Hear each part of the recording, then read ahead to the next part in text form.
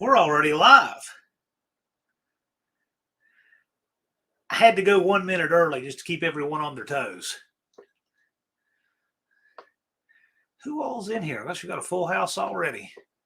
24. Let's see here. Got to go back to get everyone here. Unfinished Project looks like he was here first. And Dean Stevenson, Mexican Spec. Wendy's here. Wendy's here. Not getting off work tonight in the middle of the live, but here when it starts. The one-eyed cat, Don English.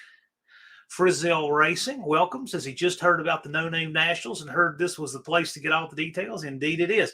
I got something coming up. I'll talk a little bit more about Frizzell. I was looking at his channel. Hot Rod Guy Garage. Junkyard D. When I think it's cold here, I just think about Junkyard D.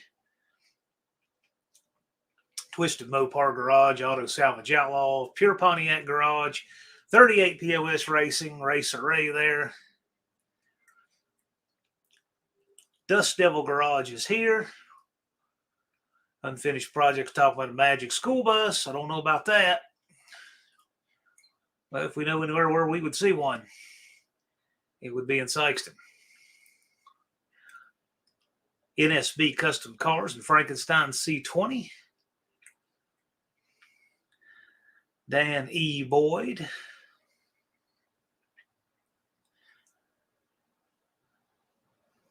Got a full house in here. Bad Tree Productions Blake says Heathens Unite. The Heathens are united. Buff Del Campo and JB's Little Shop are here. Scarlet the Four-Eyed Cuda. Functional Histories. Colleen Tebow. Nancy Cook, my Aunt Nancy's here. She says she loves that picture. I'll tell you about the picture here in a minute. Has a story behind it. My mom is here. Heavens Mopar Scott. Boy, that's a story too. Probably mention that while we're at it. Cope is here. Glad you could make it. Ron G. Hey, are you a realtor? In fact, I am, Ron G. I own my own firm.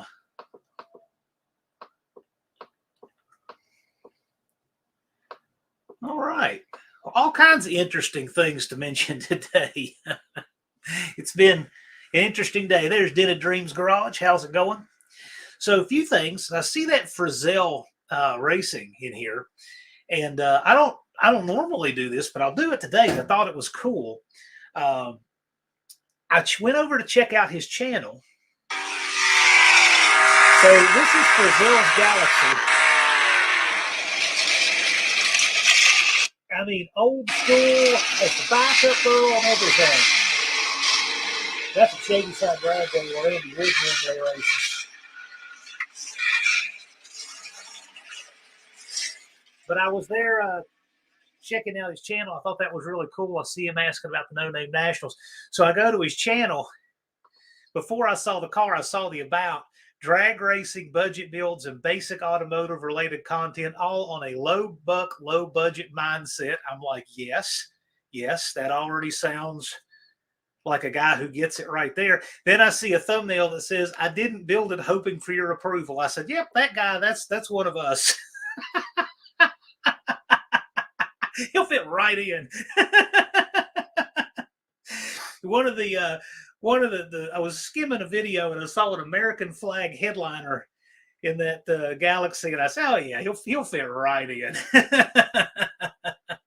Yeah, drag pack Merc, cool Galaxy. One thing I'm noticing in the No Name Nationals, the biggest group to raise up first was the Mopar guys, because I'm a Mopar guy, and I told my Mopar buddies about it. So the Mopar crowd was the biggest percentage first, but now we're seeing the other makes catch up.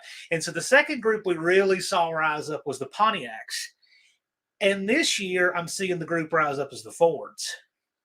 So that's what I'm seeing. Mopars dominated the first year, and then the second year we're seeing the Pontiacs. The third year we're seeing the Fords. Yeah, we got something for everyone there, but I thought that was interesting looking at the channel about. So anyway, I thought that was cool. As for the thumbnail for the live tonight, today would have been my grandmother's 110th birthday. She's been gone a long time, but she was born January 19th, 1914. And that painting is a painting that she painted. She was an artist and painted with oil. And that's, I love that painting. She painted it in 1957. Valentine's Day 1957 is what's on the calendar.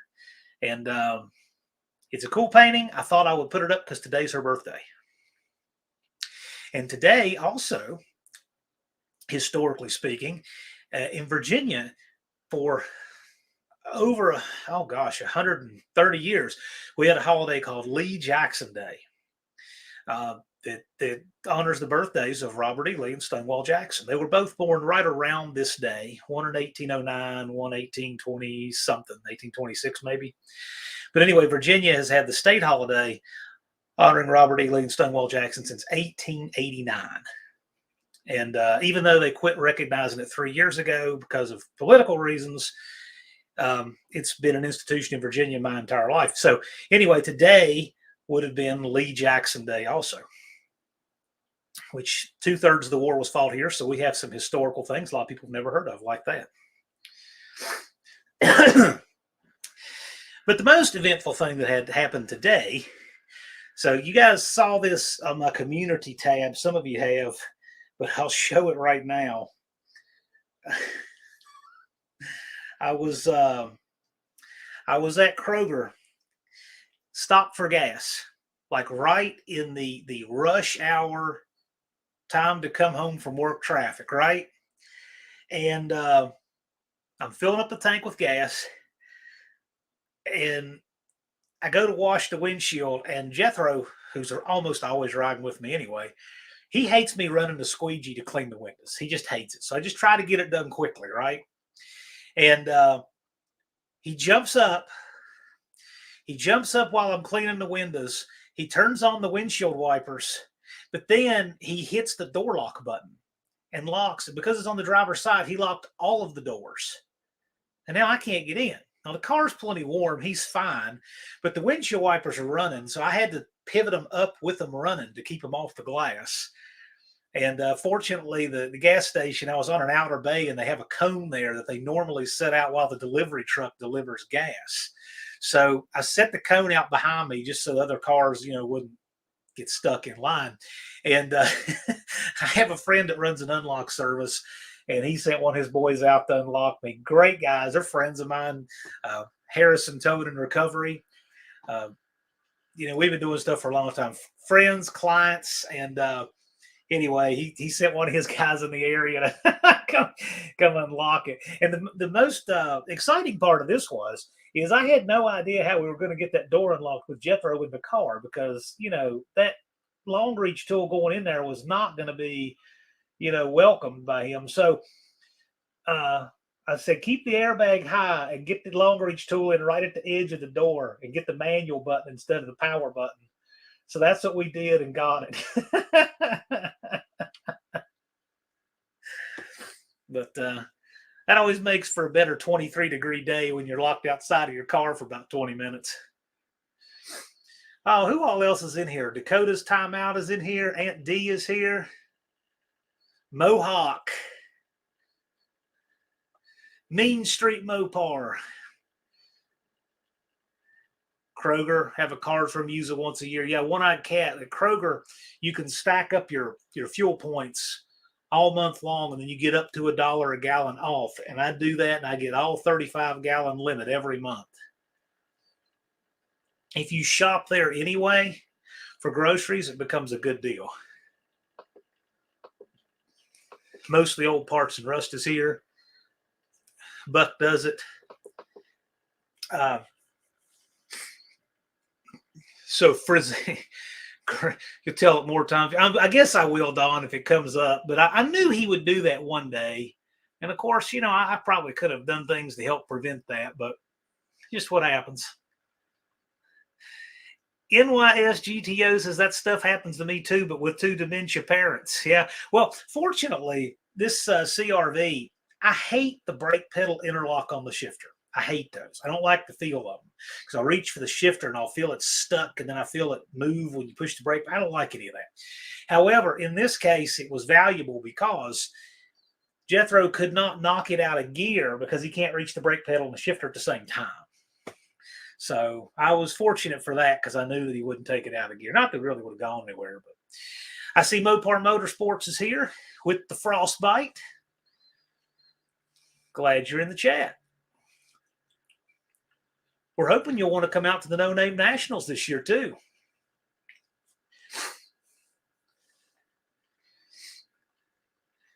So for Frizzell, if you're in here, Frizzell, you know, I know you got a little bit of information on the No Name Nationals. I believe it was Hot Rod Guy Garage that mentioned it to you. It is a YouTube content creator homecoming. And this is our 3rd annual event coming up this September in Sikeston, Missouri at what is now the Skelton Raceway at Sikeston Drag Strip. Sikeston Drag Strip is the historic name of the track back to 1969. And it was Jeffers Motorsports Park last year and for about 5 or 6 years before, I believe. But it is now being managed by the Skelton family, who we call Possum. And we've known Possum he's helped us with the very first No Name Nationals, but now he is in charge of the track, and it has been renamed the Skelton Raceway at Sikeston Drag Strip. Same venue, familiar faces. I think it's going to be nothing but good for the No Name Nationals, having them. And yeah, you have to have a minimum of 500 subscribers. And the reason for that is most of the guys in the chat here have all done this, you know, and they can tell you it encourages community. It gets people to see what you're doing. You put your builds out there, who you are, and that way people get to know one another through the content and the sharing and the community.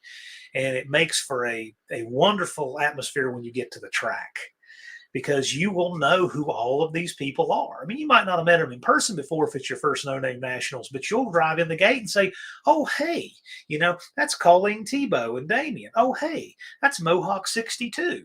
You know, and you'll say, hey, I know who these people are. And you can walk up to them and they'll recognize you. They'll recognize your car when you come in. And it's great. It's unlike any other event where even though you've never met the people in person, you still know who all of them are when you get there.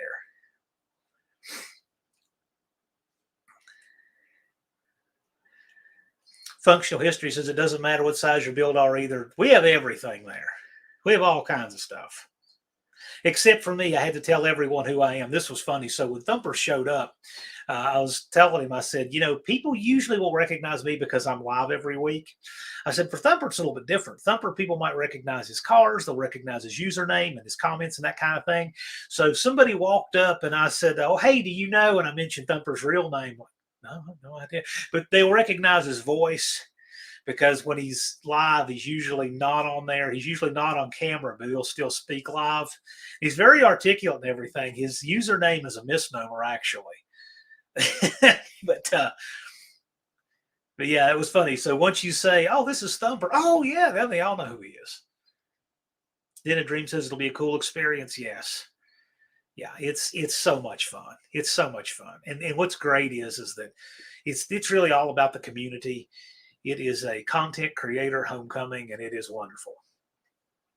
And we got all kinds of stuff there. We have everything from stuff pulled out of the woods to some really nice bona fide race cars and everything in between.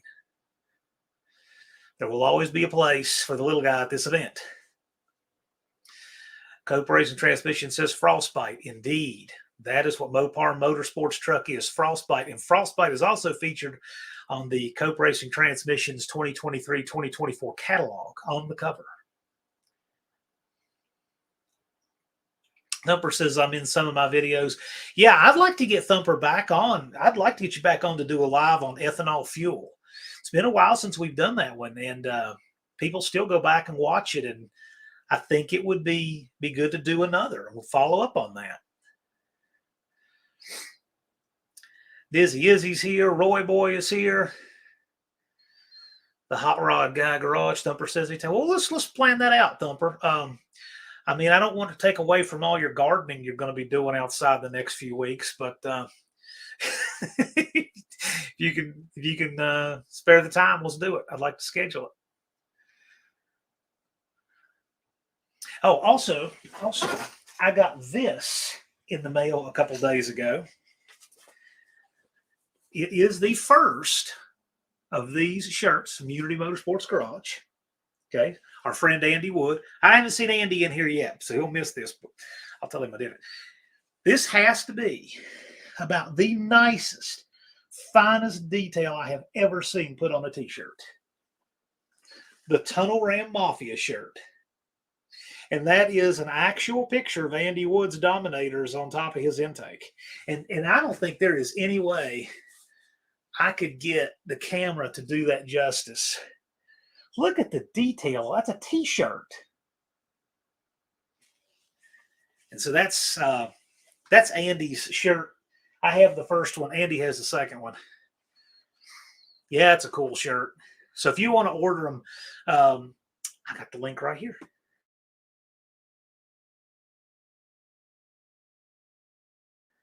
Company's Gunslinger Graphics. And when he's not building hot rods, he makes apparel. And he made the staff shirts for the No Name Nationals.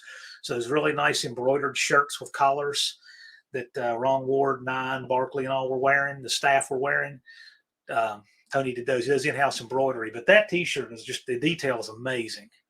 And Tony also did the Casper Maddox shirts for Cope Racing Transmissions.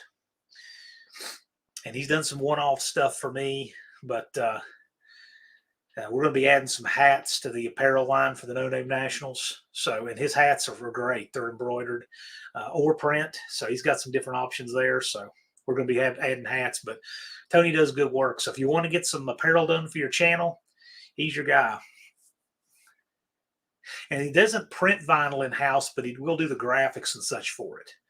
So if you want to do vinyl or something, you need a logo or something, you can engage him about doing something like that.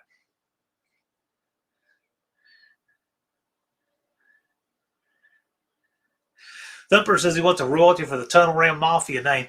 I don't know where I first heard that. I've heard several guys on YouTube mention it. It's been years. And who knows? It could have been Thumper. I have no idea. Dizzy is saying, who needs subs to get their 500? Well, I'll tell you this. There are 4 no-name 500 guys. One of them's already gotten his 500 subs, and that will be Dented Dreams Garage. He got his 500. And so right now, the next closest is Absurd Ty Higgins at 431, Indirect Connections at 185, and Scarlet the Four-Eyed Cuda, I believe, is at 178. But it's early, and I think that they're going to be in really good shape. But those are the 3 who are registered and still need subs. Absurd Ty Higgins, Indirect Connection, and Scarlet the Four-Eyed Cuda. Andrew Nelson's here. How's it going, sir? Glad you could make it.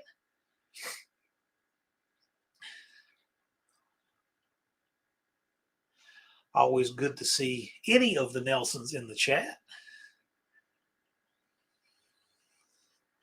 On rare occasion, we see Calvin sneak through, but we see Andrew quite regularly, and we're happy to have him. Scarlett says, I'm on the slow crawl for some reason. Well, don't give up, because I will tell you, you'll get the next 179 way faster than you got the first 179. And if people who just stick with it, they always realize that. It's like, and sometimes some people get it quicker than others. Like JB's little shop, he had to scrap and claw for all of his first 500. I mean, one sub at a time, but JB never gave up. And you know what? Once he quit, working on the 500, the next 500 and 600 came just like that. That's how it works, because once you build some base, it's an exponential effect. You will build more quicker. And every channel in here you can watch. Like, I believe the Nivlac 57 channel, you guys are sitting at what? You're like 30-some thousand, 40,000 subs now? And at the first No Name Nationals, they were 10,000 subs. Yeah, Dakota's past 700, and it's because once you have a base of viewers, it tends to build, and you keep building upon that. Same thing with Buff Del Campo. Buff's another one that's he'll get his this year. He's in the 350s. He's working on it. It's coming. Unfinished Project has got a link to the registration site. So You can go there. That's a direct link, what he put up in the chat. Or you can type in nonamenationals.com. You can do that as well. Either one. Mean Street Mopar, I need more subs. Hopefully I can get more content together. So yeah, just do it. Rock it out. And don't worry about making the best content or great content, because good videos only follow bad videos. Every single one of us had to start somewhere, and we get our content rolling. But as you do it, you'll get better and better, and it'll be fine. It'll be great. Paula says hello. Well, thank you for letting Andrew come out and play. We appreciate that. Paula was very kind to let me know how Andrew Nelson was doing when he had his crazy upside down wreck that'll be a year ago next month. I was really worried about it, but I appreciate her doing that, because I wouldn't have slept well if I didn't know that day how it was going. So I appreciate that.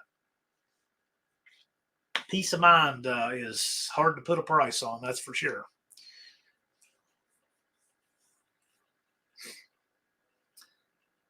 Unfinished projects put up the link to Mean Street Mopar and Max Wedge Dick Dastardly. JB says he's just lurking in the background. Well, that's totally fine. Buff says that some of the videos I work the hardest on get the least views. Yes, that's the way it is. I've done some videos that were not only fun to make, but I thought the content itself turned out great, and they just don't get a lot of views. And then you'll put up something ridiculous, it'll get a ton of views. My silly short about hooking up jumper cables to a battery on the porch and hooking up a charger to that battery, that's gotten way more views than some of the best quality videos I've ever done. But that's just the way it works. I had to say not long ago, so one of my teachers in the firearm world, Jay Gibson, used to say, fair is a place where you eat cotton candy and play carnival games, not a condition of life. And so once we get past what's fair on reward for views for the work we put in, once we get past that and realize it's not fair, then we just roll along. But what I do is I appreciate everybody who takes time out of their life to watch anything I put up. And I'm very thankful for that, and I appreciate that. Dakota says, M1 carbine pistol. I say, why? Levi's Backyard Performance says, good evening, no-name Nationals heathens. Well, the heathen section in the pits is a pretty lively one. Camp Bad Tree up near the front is always rocking. It's the popular place.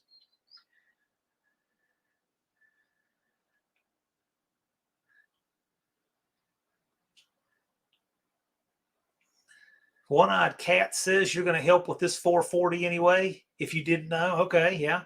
One-Eyed Cat's putting together a 440. I'm anxious to see his 440 get put together with the 727. I'm going to get up there to him before too long. I just don't figure Don wants to put it in within the single digits outside and snow, but yeah, as soon as the weather begins breaking just a little bit, we'll get it figured out. M1 carbine pistol got Dakota 25,000 views. Oh, I bet. I've never seen one. I've never seen an M1 carbine pistol.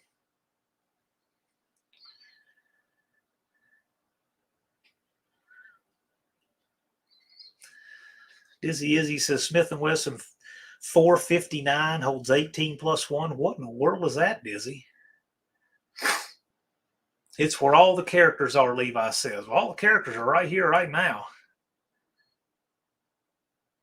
Denny Dream says, best I had was 8,000 views on my 68 Pontiac Ventura when I brought it home. Yeah. Well, it's funny. I got the most subscribers I ever got off of one video was probably me vacuuming the Dart Sport when I got it. All the crazy stuff I found in that car. And had a great live stream cleaning out a 69 Roadrunner one time, too. I found a box. I found a box. I can't remember what it was. Oh, yeah, it was hardware. The box was full of nuts and bolts and washers and stuff. And it was full of ants. It was an ant colony in this box. And I found an old pair of sneakers. And so I'm live streaming cleaning this car out. And I did it live. I didn't know what I was going to find. So you guys got to discover it all at the same time I did. And our friend Jed Scott was watching the live, and he said, "Oh, the sneakers in the ant farm, that's a cool find." I'm like, "Okay." So I mailed them to Jed. Oh, goodness. We have a lot of fun. Functional History says everyone donate a part and build a car at the No Name Nationals. Well, if people want to do that, they can do that.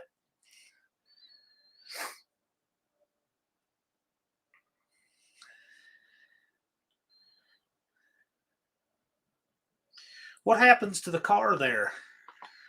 Functional Histories.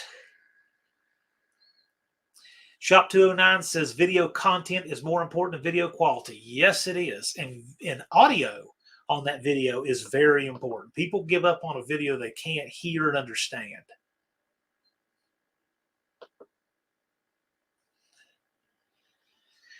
NYS GTO says my wife gets more views on looks like chatterbait than my GTOs. I got to tell you, if my dog Jethro had a YouTube channel, it would pass mine in a week. That's just the way it is. A dog's a rock star.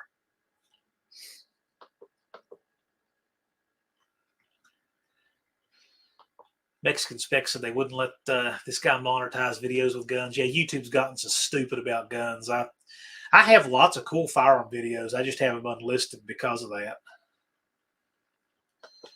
Just utter ridiculousness what YouTube puts up with and what they don't like.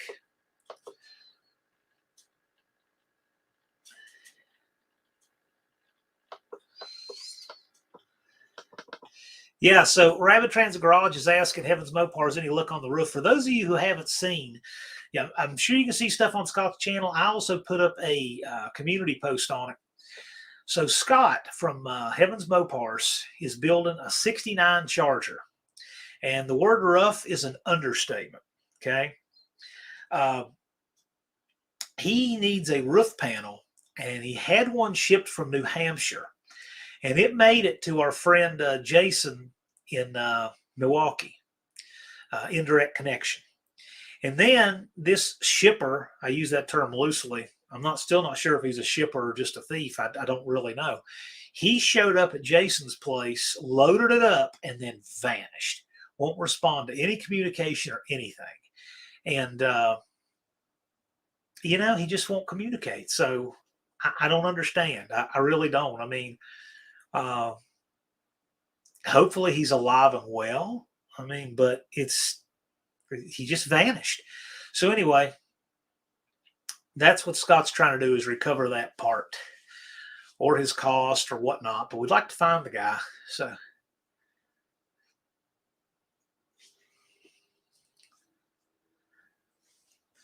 Levi's Backyard Performance raised some funds for Scott there, because Scott's got an expensive proposition, what he's trying to do there, and Levi's trying to help out. More details on that, get with Levi's Backyard Performance. Levi, if you're still doing anything like that, it looks like you've got there. You're welcome to put up a link, or if you have anything on your channel about that. Mexican Spec says, don't try to communicate, go get him. Well, if he was that easy to find. But there's been work being done on that. I think eventually we're going to find that guy.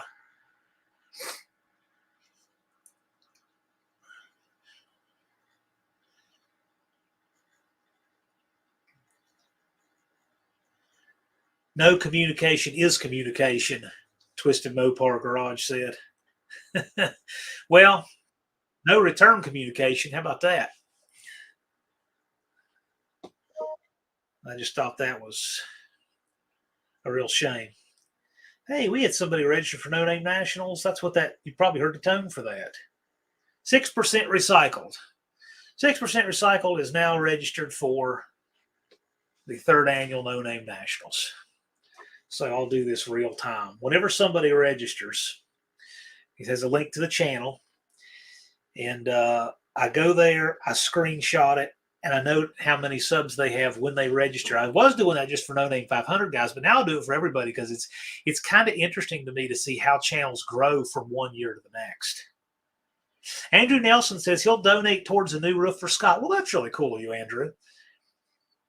Yeah, we're going to help Scott out somehow. It's, he's such a nice guy, and we all want to see him make it. He's committed. He's got 243 days, 3 hours, and 31 minutes to get it together for the No Name Nationals, and we know he can do it. And, we'll all get behind him. We always do.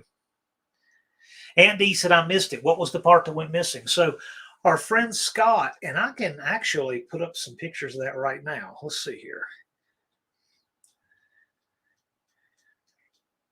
This part here.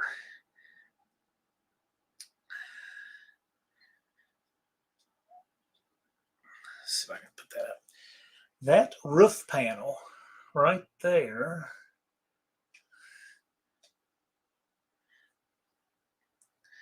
This is apparently a public link on a Facebook site. That roof panel right there. So it was loaded up in Indirect Connections driveway by this guy who's a shipper. He showed up with a rented U-Haul trailer, which I can see that. But anyway, he's not communicated and he has vanished. We don't know if he's wrecked it, scrapped it, stole it, dead. We have no idea what happened to any of it. But anyway, that's what Scott needs. His is really mangled. And I wasn't even kidding when I told him, I said, hey, man, if you're going to tie the subframes anyway, run the thing as a convertible. I mean, whatever. The main thing is we want to make sure that, Scott, if you're watching, we want to make sure you come to No Name Nationals. The cars take care of themselves. We just want people to want to come and hang out. That's what it's all about. Mexican Spec said the consequence needs to fit the crime. Well, the system, unfortunately, doesn't always protect the right people, so that doesn't always come to pass. But, I mean, places like California decriminalizing up to $1,000 of retail theft, whereas in Virginia, $200, until about a year or two ago, $200 was grand larceny and a felony. And in California, they've decriminalized stealing $1,000. So, hey, guess which state has a whole lot more theft? I mean, removal of consequences are why we have these problems. Heavens Mopar says, I'll be there with or without a car again. Right on. We just want to see you, man.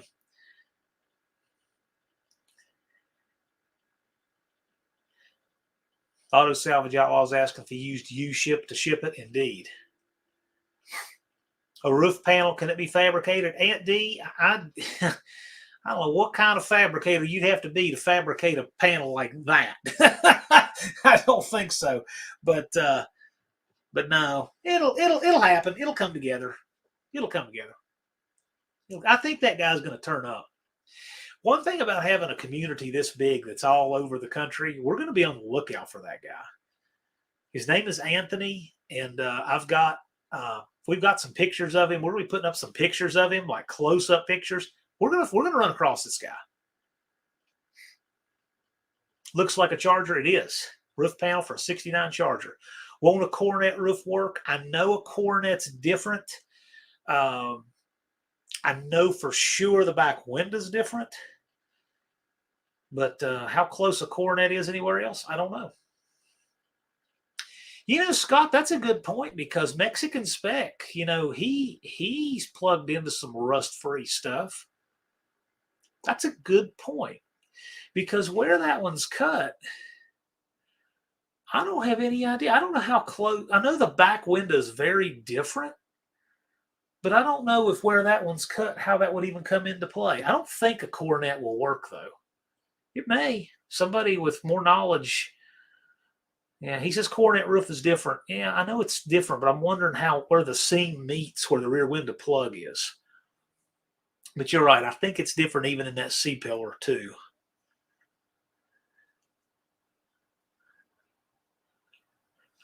Yeah, Levi says he won't take it easy on thieves. I can't stand theft. I had a tenant one time that wouldn't mow the grass the whole time they lived there and stole the lawnmower when they left. I figured it was safe because they wouldn't know what it was for. Main Street Mopar says, I found a truck already set up for a big block and drag race. You just have to supply the engine transmission. It'll save you a lot of time. Well, hey, man, we hope you make it back. We'd like to see you there again. And if you make it back with car, that's even cooler. So just set your goals in a priority. Just want to get everybody back. Okay, so Scott says he has a Coronet rooftop as well. Seams are a different spot. Well, right on. There we go. So now we know definitively. The seams themselves are in different spots. It's not just the rear window plug. I'm not really as good with the B bodies as I am with the A bodies. I'm a lot better with them.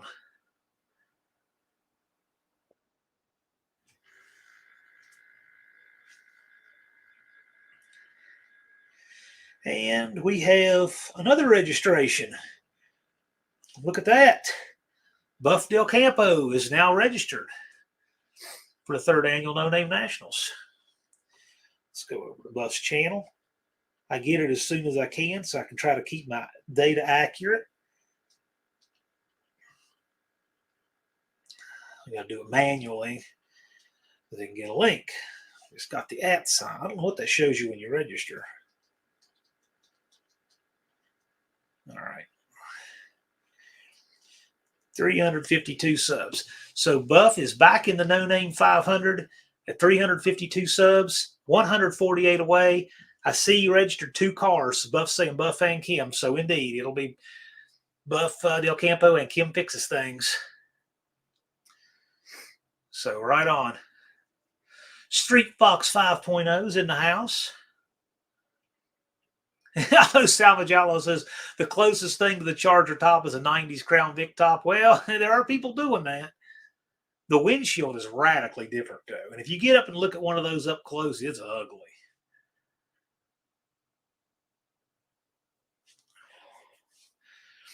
Functional History says, I feel terrible about not scanning my soda at Kroger, but the guy walks off the roof of the car. Let me tell you, there are some people who just have absolutely no moral compass whatsoever. I had a tenant a few years ago that when the COVID eviction moratorium hit, in her mind, it's like, oh, hey, rent's free now. She's never paid another dime. I booted her out. I told her her lien holder for her car where she had moved. I got the shed repossessed that she didn't get permission to put there. I told every one of her creditors what her new contact info was and said, you know what? Somebody should have done this a long time ago, because instead of stealing from about 12 people, she would have stolen from 1 or 2 and it would have been fixed. But instead, everybody else kicked the can down the road. So I got it all nice and caught up. Levi says we may be able to get it shipped cheaper. Yeah, this community will pull together. We're going to help Scott. Then at Dreams had a guy try to scam him a marketplace on a 68 Ventura quarter panel. Yeah, I've never done anything on Facebook Marketplace. I did find one car through a public site of Facebook. Andrew Nelson says, let's get this hat passed around. I'll tell you what we'll do. We'll figure out something and put it together. And then we'll all share it and see what we can do for Scott. Mopar Den says, good evening from my igloo where it's a balmy 21 degrees outside, 244 days to go. Indeed. Den of Dream says, ship via Greyhound bus. Yeah, that's actually a pretty good deal when you can get it. I don't know if they're still shipping or not. They were a couple years ago. I got a bumper that way pretty reasonably.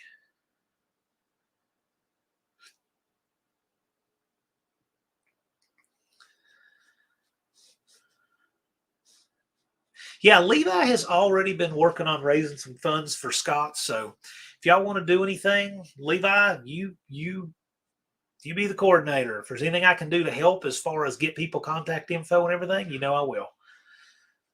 I kind of am used to being the switchboard operator for things like that. I'm glad to help and share things or whatever. Mexican Specs flexing on us, telling us it's 65 degrees in Mexico. Thank you. Because we all, wanted to know how much warmer we could be. Thumper says it's 15 there. That's actually better than I thought it would be. Thumper lives, Thumper, where you live, are there places in Canada that are farther south than where you are in Michigan? Like the way the map is laid out, are there places in Canada that actually are farther south? There might be.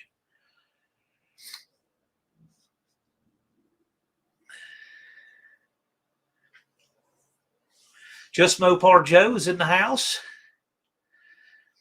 I know the comments are flying by. I'm good for 100. Levi said he'll match. Well, there you go. Levi, you handle and coordinate that. If you need anybody to get in touch with anybody, we'll make it work. Thumper says half of Canadians are farther south than I am. I mean, yeah, he's way up there.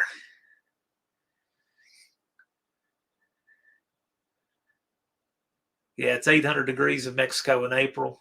Well, but see, I'll take the hot weather. I don't. I mean, I'll take 110 over 10 any day. I hate being cold.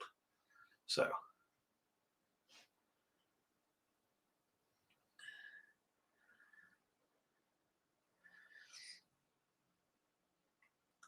Dean is telling us it's 73.4 degrees Fahrenheit here on the other side of the earth. Then a Dream says it'll be negative 23 here tonight in Nebraska. Yikes. It'll be cold. I just know that. It'll be cold. It's a cold season, a cold month, and I live in a cold house. Max Wage Dick Dasher says 22 years. That's about what it is here. Well, it's probably a little colder than that now. In fact, it's 20. It's 20 right here, right now. Let's see. We have yet another order for the No Name Nationals. Mean Street Mopar is coming back.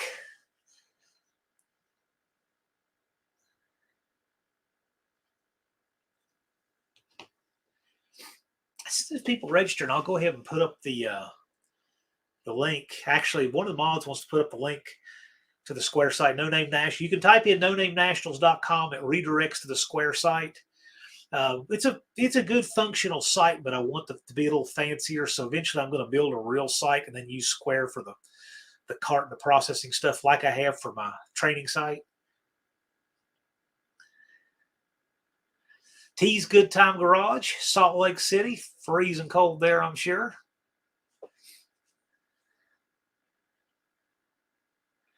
Joe says 2 people have won the bracket race to No Name National, and both were driving a Mopar.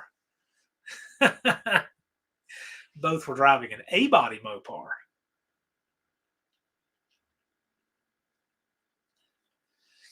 So, is it going to come down to Joe and T in the final? Or somebody else going to get in the mix on those two? Because we got a lot of folks who can really throw down in the bracket. T says Mopars to the front. Hey, I just want to see good competition, good stuff. Let's see here. We have yet another order for the No Name Nationals. Hey, Frizzell Racing. Right on. So that Galaxy that we saw earlier in the show looks like we may be seeing it in Sykeston.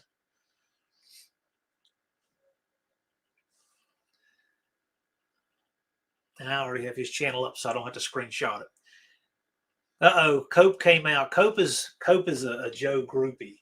He's got the poster up on the wall in his shop, you know, like some people have the Beatles, you know. Cope has Joe. See, right by his build desk there.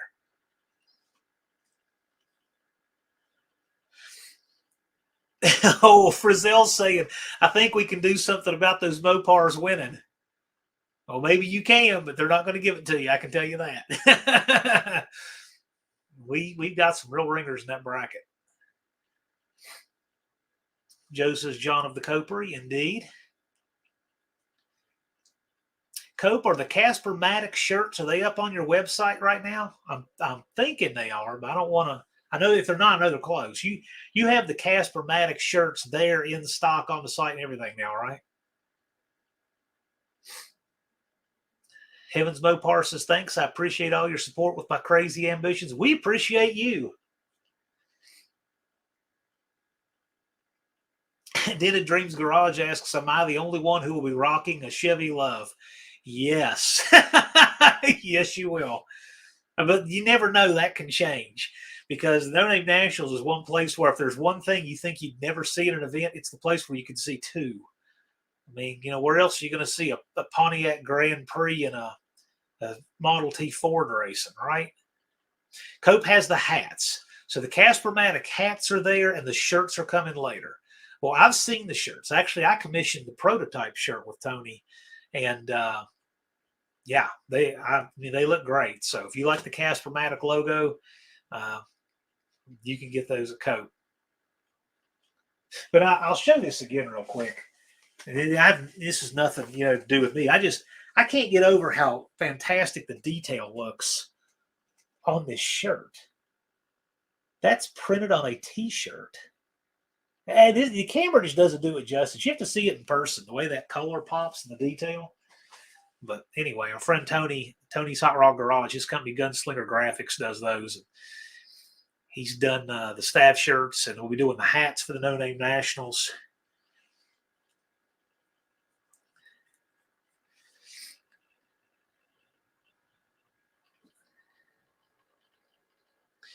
Frizzell says, I'm a heads-up racer, but I'm willing to play. Well, we got a heads-up class too, 28-10-5 steel roof and quarters, and it's heads-up instant green. Heads up. So if you want to try your hand at that, it has a $100 buy-in, but it pays $1,500 to win and $500 to runner-up. Andrew Nelson says, come on, there were 2 Studebakers racing last year. Yes, there were. Yes, indeed.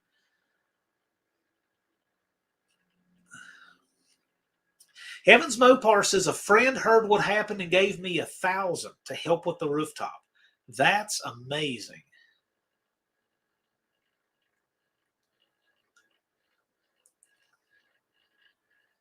Dean Stevenson, are you going to make it into the No Name Nationals this year? We'd love to meet you in person. We've seen enough video of your countryside there. Uh-oh, Joe's put up the link to Frizzell Racing. Joe wants some of that Ford Galaxy action.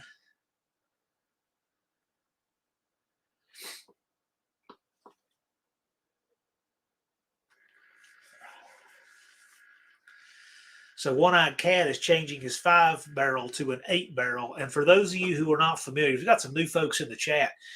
The One-Eyed Cat Dawn has a 62 Valiant with a 440 that has a 5-barrel setup. Yes, you heard that right. It has a Holley 1921 barrel on the back, and it has, a Carter AFB on the front, Dawn? It's a true 5-barrel setup. And so that's going to be changing for the new engine to have true dual quads.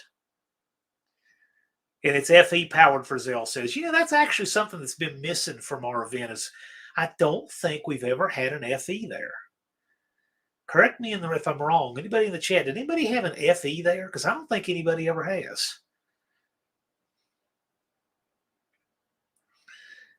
The brackets are $100 buy-in? No, the bracket is included with your registration. So anybody can run the bracket. I would like to see everybody run the bracket. In fact, we want to add a second bracket this year. I'd like to see maximum participation in the bracket. Just come out. Doesn't cost you anything extra. Just get in it. Have fun. The buy-in is for the heads-up class. Those cars tend to be more expensive. They're more expensive to operate. And so that class pays a little more, but it's a $100 buy-in. It's a $100 buy-in, but it pays $1,500 to win and $500 to runner up. But it does take $100 to buy in. And since we're advertising and guaranteeing the payouts ahead of time, I think I'm going to collect on it ahead of time too this year. Because, those cars also, they break a lot. They're temperamental. And, you don't want by the flip of a coin for a car to be. We were plagued with breakage in 28-10-5 this year before the event. And we just, we don't want that to happen. One-Eyed Cat's in for the bracket. Yep, sure. There's nothing to lose. I mean, if we had 60, 70 people in the bracket, that would be great. It would be a lot of rounds. We've got some people who are really experienced bracket racers who will probably come to the top of our mind as favorites to win, but anything can happen.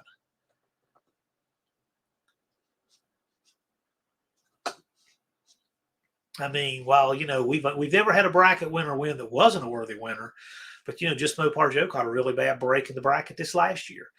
Bad Tree Blake caught a really bad break in the bracket the year before, and it happens. So sometimes our bracket ringers, stuff happens. That's why you have to run the races. 38 says the brackets are only costly if you break them. Right. But it's also a bracket. So, the clocks time out at Sykeston, I believe, at 22 seconds. You have to run quicker than a 22-second eighth mile to risk not turning on the lights. So really, you can go about as slow as you want. The Model T that we had last year ran a 17 something. The monkey bikes still run, I believe, under 20.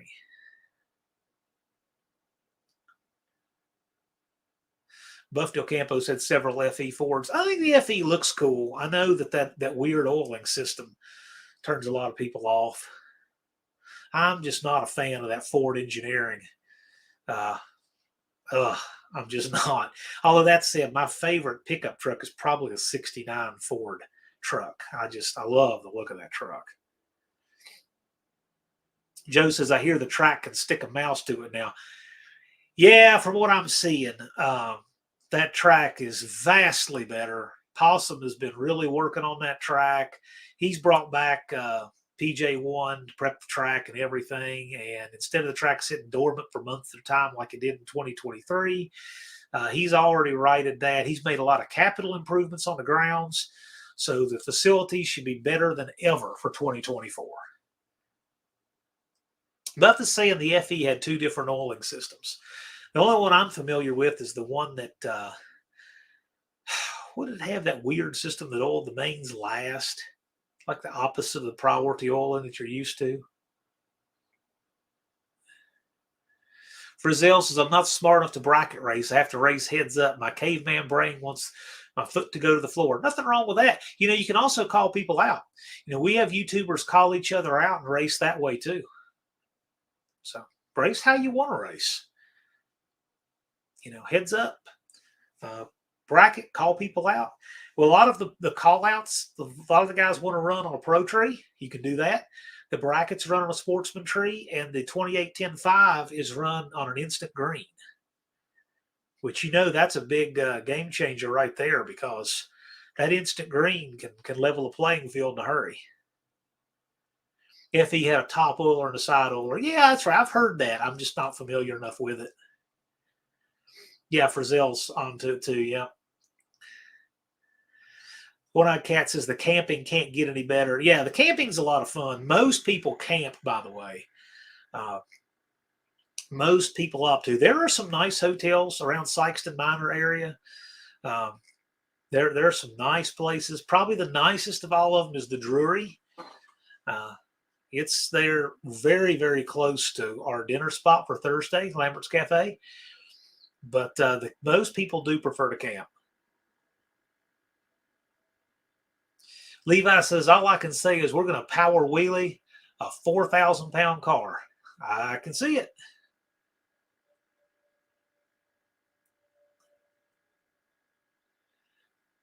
Just Mopar Joe is shipping something. Okay.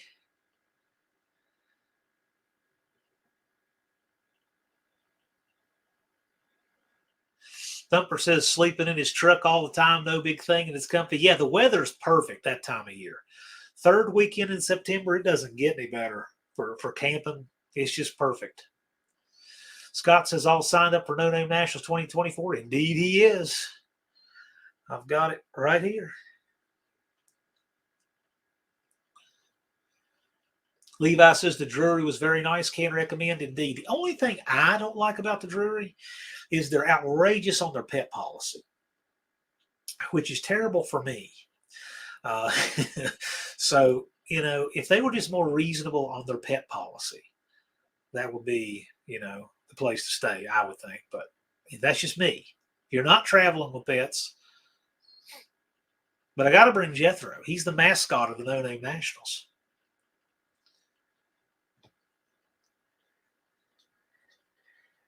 He's our mascot, wears the shirt and everything.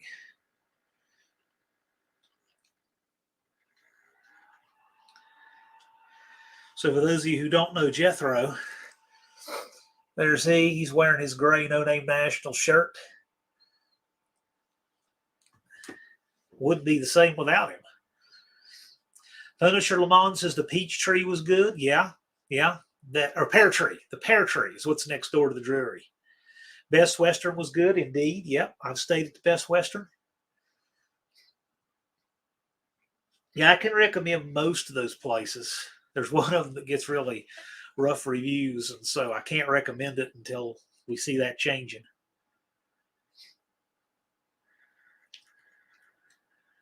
The monkey bike barker, indeed. He likes to bark at the monkey bikes.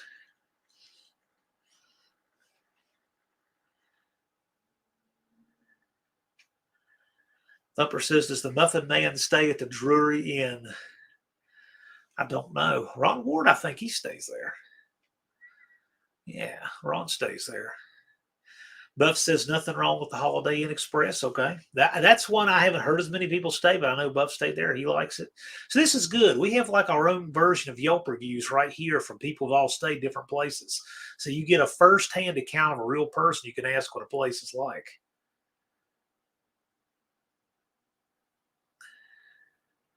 Levi says we're going to sleep at the track this year. Our racing budget got squeezed by corporate, a.k.a. the old lady. That's right. Joe says I'll have a cope valve body and cope internals this year. Yes, Joe is not going to have a transmission go down.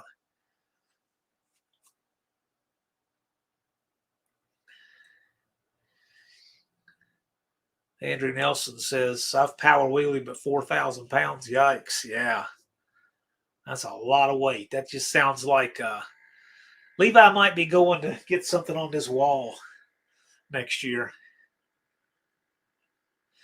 Patrick says we stayed at the Comfort Inn and it was good. Okay, that's good. I always like that you guys have recommendations on all these different places to stay. That's very helpful for this.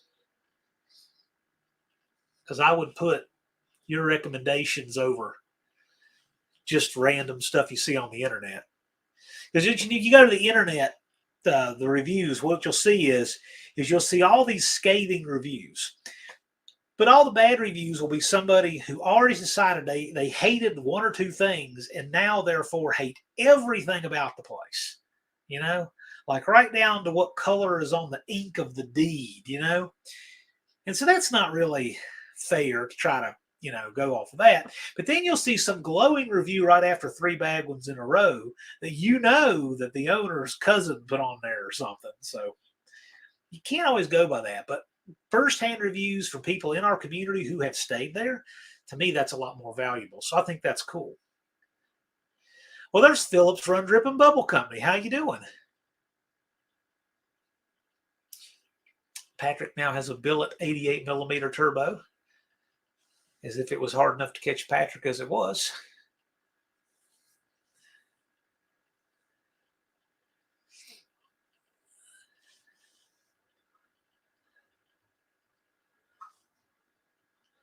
Now we got the Y block talk now.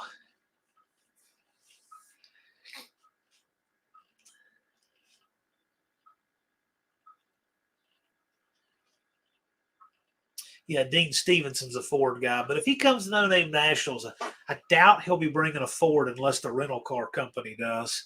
I don't think they make a snorkel long enough to get a Ford here, Dean. Joe says just one more turbo. Yeah, I'd ask Joe what he's got planned for No Name Nationals, but he probably wouldn't say.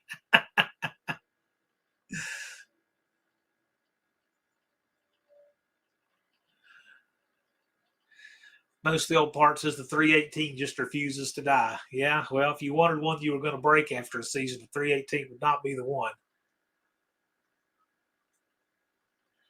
Dean will be racing a rental car. Well, I'm not checking the papers on it, so if he puts it on a boat or whatever.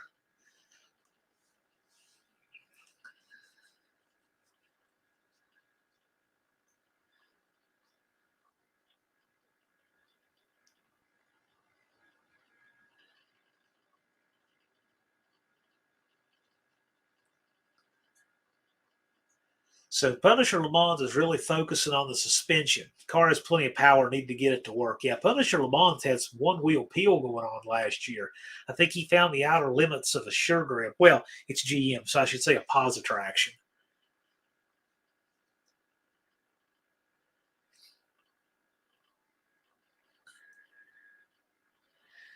Andrew Nelson says doing a power wheelie takes way, way, way more power than bringing the wheels up. Yeah, this is true. But Levi's going to have a lot of power. Dean says, I don't think I want to risk the insurance. I got the all clear on my health check.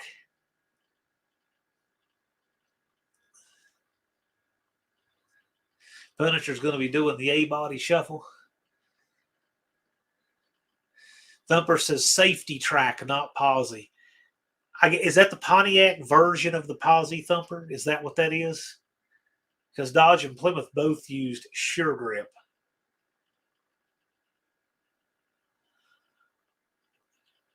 Old McDonald says sounds more like negative traction could be. Thumper confirms. Okay. Safety track and posi traction are Pontiac and Chevrolet terms respectively. See, I learned something new today. Oh, that's right. Punisher has a 9-inch. Oh, so it's not at all. So what is that? Is that a track lock? Is that what that would be? What would that be in 4Ds? Oh, there's J-Bo. Thanks for swinging by, man. Bunch of us stayed at the Drury. The place was top notch. They put out breakfast and supper. J-Bo, did you not crash in the Bad Tree Camper Express with the crew? You know you wanted to be sleeping in there, like right next to Jeremy's feet. Jay was like, nope. Detroit lock or track lock is forward speaking. Yeah, there we go. Traction lock, drag pack, Merck states.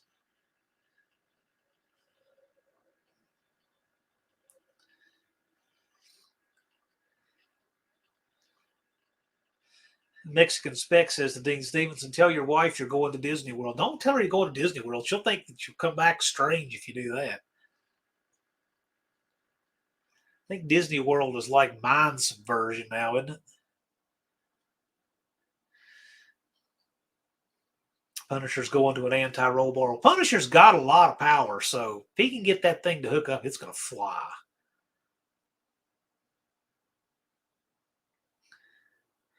Levi said, I'm 5 minutes from Disney right now. Levi, are you still in Florida? I guess you are. Tell me you're going to go see Don Garlett's museum while you're down there if you're in the Orlando area. That's a must.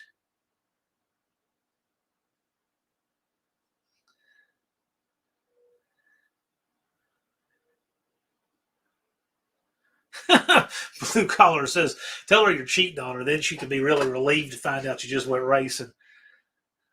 That's devious, Nate.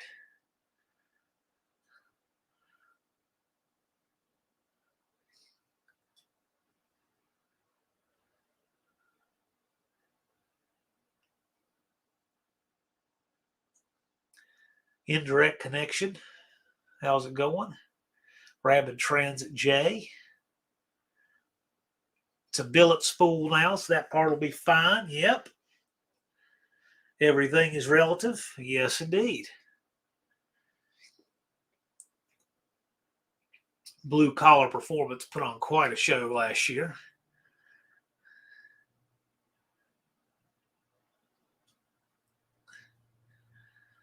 There's Blue Collar Restoration. So we got Blue Collar Performance and Blue Collar Restoration. Interesting. Frizzell said, I need to come here more often. I gained 19 subscribers tonight. Frizzell, we have benefit lives for people in the No Name 500 who are trying to get their 500. And once they get kind of close, we come on, and usually it doesn't take long at all to push them over the top. But yeah, this is a community, Frizzell. This is not just a show. This is a community. Punisher wants to know, you bringing the Pinto back? That's a great question. Hot Rod Guy Garage is not going to bring that bizarre mid-engine camo Geo this year. He's bringing the Torino. I really wanted to get to look at that Geo better. I get so swamped with stuff that I've got to do with the No Name Nationals. It is just continuous, and trying to break away to hang out and do it's just impossible. It's such a regret.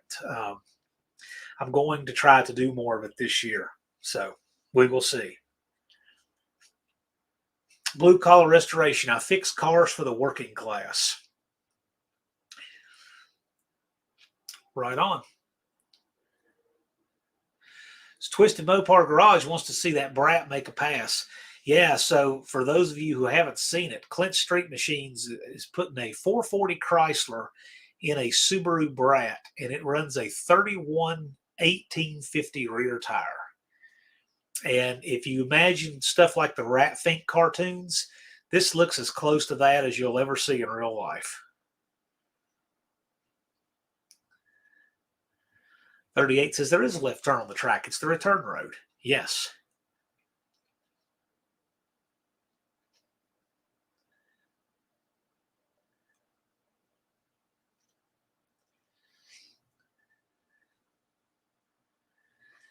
Dizzy says all the car rentals are St. Louis Airport.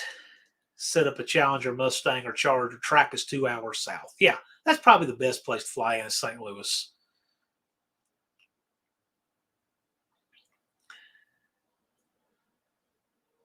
Frizzell said, I was planning on bringing the truck, but everyone seems to like the Galaxy. Bring whatever makes you happy. I think, Frizzell, I saw on your channel you have a 77 Ford ramp truck. I thought that was cool, too. Everybody loves old ramp trucks. So, but bring what makes you happy.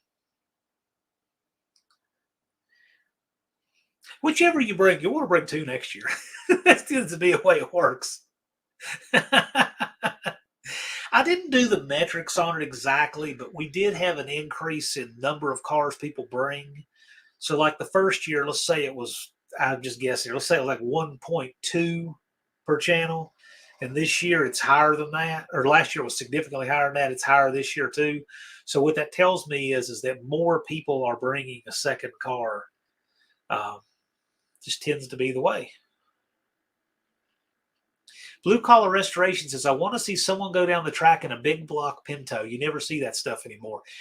Bob Glidden's Pinto was supposed to run, was the Pinto? Now, the Pinto, I think, was always a small block. It was the AHRA that was supposed to run the EXP, that Escort thing, the Escort EXP. It was supposed to run a Cleveland-based motor, and they changed the rules, I think, in 82, and they went to the 500-inch rule. So they had to run a 500-inch 429 that year, and it handled terribly. He said it handled like a fuel altered. So the big block Pinto, I kind of had that in my mind. It probably handles about the same. Twisted Mopar says, I want to see Redbeard make a sub 5-second pass. Tell Redbeard you want to see him come out. Last year his car was apart. He didn't make it. Hopefully this year he'll get his car together and make it.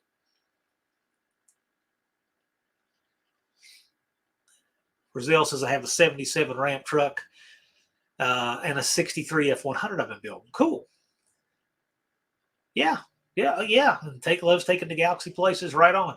Well, you'll find this is a community. We just want to see people turn out, and if you bring one thing one year, bring something else the next year, whatever. It all works.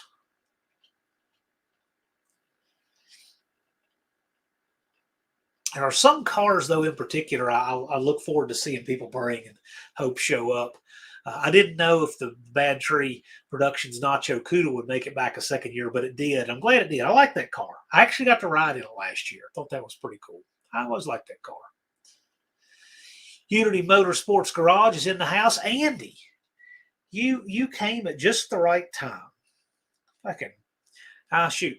So earlier in the chat, Brazil Racing is coming out, possibly bringing his Galaxy. But we have another Ford guy who's registered and turning out. So, Andy, as I said earlier, the first year was definitely the year of the Mopar. Very Mopar heavy. Then we saw the Pontiac guys really step it up for the second year. And this year, what I'm seeing is the Ford guys. We should have more Fords than we've ever had this year. Punisher Lamont says, I kind of want to bring something different this year. Everyone is bringing something different, even if it's the same car with a different engine or something. That's the thing. I mean, every year people are doing something different. So, like, for example, like one event that I like is the Mopars at Farmington, North Carolina, that dragway. For over 40 years, there's been an all Mopar event there in May. And there are some cars I see every single year that have run the same times every single year. And that's cool. It's nice. They're like an institution. But this YouTube community is never like that. Like everything they bring, they'll either bring a different vehicle, a different build, or it'll be faster or something. And so they're always moving and changing and evolving. Yeah, Andy says Casper Matic will be in action bringing his truck right.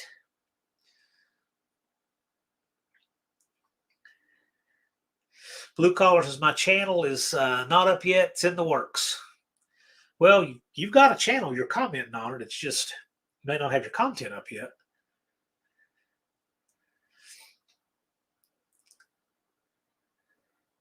So Blue Collar Restoration, we can put the link up to that so people can go ahead, give it a look, and subscribe. And then when you put content up, people can see it.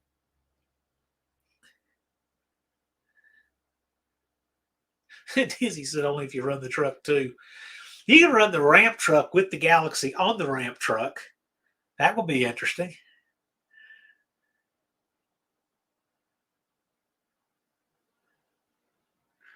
What would that have in it? What transmission? What engine transmission are in your ramp truck, Brazil?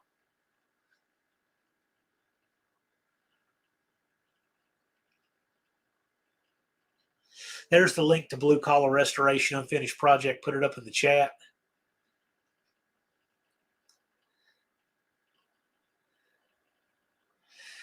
Andrew Nelson says we'll be bringing one new car and one repeat. Okay, interesting.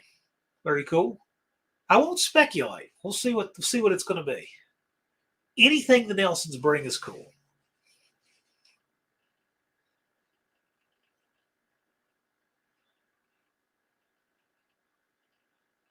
Dougster says, big shout out for helping me this week. I don't know how I helped you this week, Dougster, but I'm always glad to help you.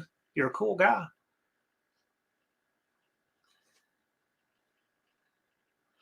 It's a 464 speed. What is the 4-speed in that Frizzell? Which 4-speed is that specifically? Because the one I think of for the Dodge trucks is the MP. Is it a T18 in that Ford? I think it's a T18.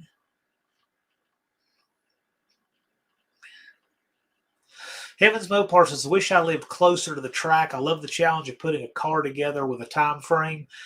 Buddy, you got your time frame. It's 243 days, 3 hours, and 51 minutes. So, no, 48 minutes. Did my math wrong. Getting me 2X info. Oh, sure. Anytime. Anytime. MP435. Okay. Borg Warner T18, T19. Yeah, those are the most common. Unity Motorsports asks Frizzell, where are you located? Andy, I think he's in South Carolina, and he's got some shady side action on his website. So Frizzell's not far from you.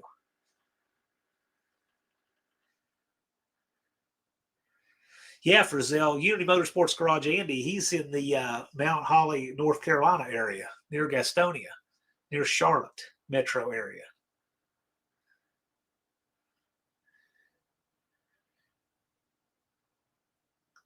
Blue Collar says Blue Collar Restoration. Can't just say Blue Collar anymore because now we have two. We have a Blue Collar Performance and Blue Collar Restoration. Blue Collar Restoration says, I'm going to put a short in what I plan on doing tomorrow, actually. Excellent. Let's see it. Put it out and we'll check it out. Unfinished Project of seeing Dougster only has 84 subscribers. Is a very entertaining channel. I'll vouch for that. Dougster's an entertaining guy.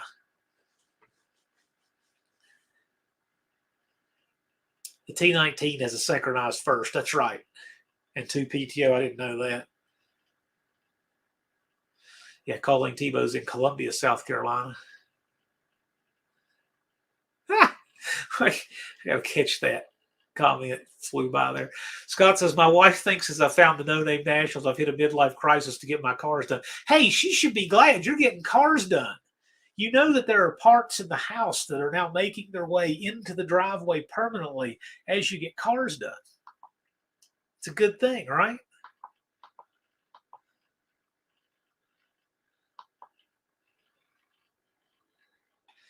So Punisher's thinking about maybe running a Tremac manual again.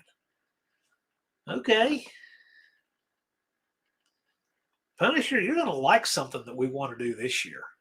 We haven't announced it yet, but you're going to like it. You and Roland will both like it. I know Roland will be all about it.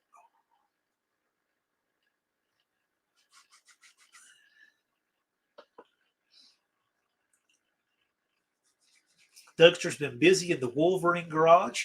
Tunnel ram is ported and finished 60 grit rolls. Cool. Dougster, are you going to jump in the No Name 500 and make it happen? You're the kind of guy that you join, you'll do it.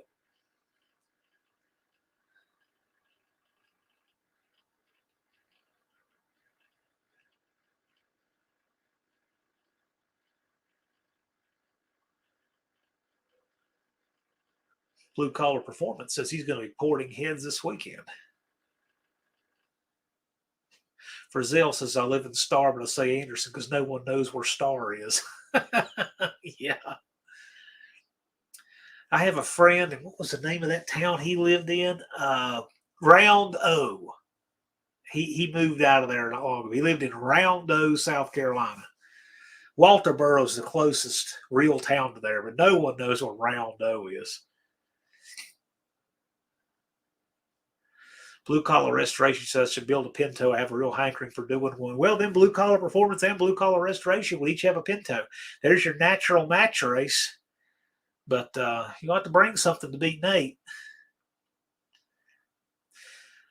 Main Street Mopar says, I'm planning on running an A833 4-speed in my big block truck build.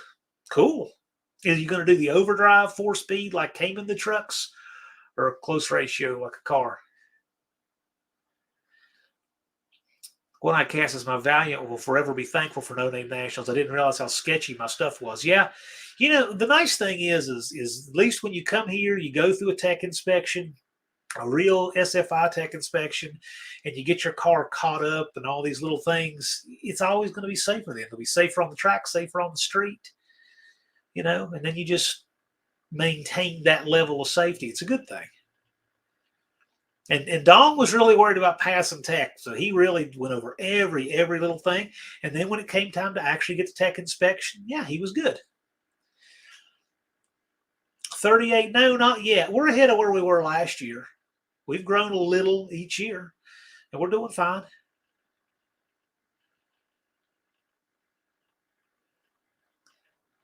One thing I'm going to ask people to do, we can do it starting this year for sure, but next year, I really want people to make a video when they register for the No Name Nationals, even if it's just a short. Make a video saying we are registered. About half of people do, but about half of people don't.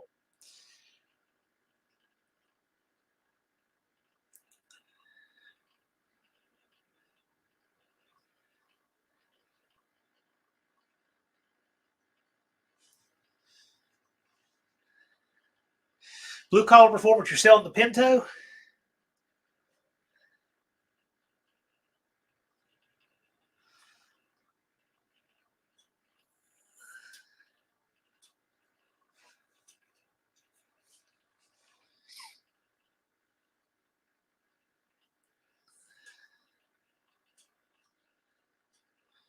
That Pinto's a cool little car. It's a low mileage car, too.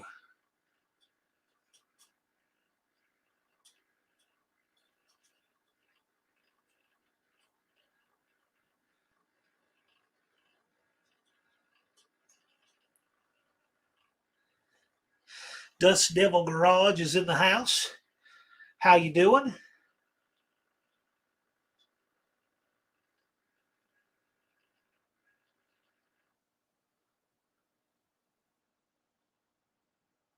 Blue Collar's asking $12K.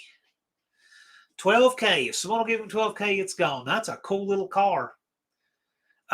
You know what? Hey, Nate, if you put together a for sale ad and just kind of a synopsis of what you've got in the car, like what's in the engine, the transmission, et cetera, a little about the car and all that stuff, some good photos, I'm happy to post it up on community tab and share it. I would love to see somebody else in this community get that car. I'd like to see it keep coming back to the No Name Nationals. Dougster's not sure on the No Name 500 yet. Have a tremendous amount of work to do. Well, if you want to, you know where to find us. We'd love to have you in the mix. I think you would be a lot of fun in the mix of the No Name 500. You're a good personality to have in that group. I think you go really well. Bring a lot of color to it.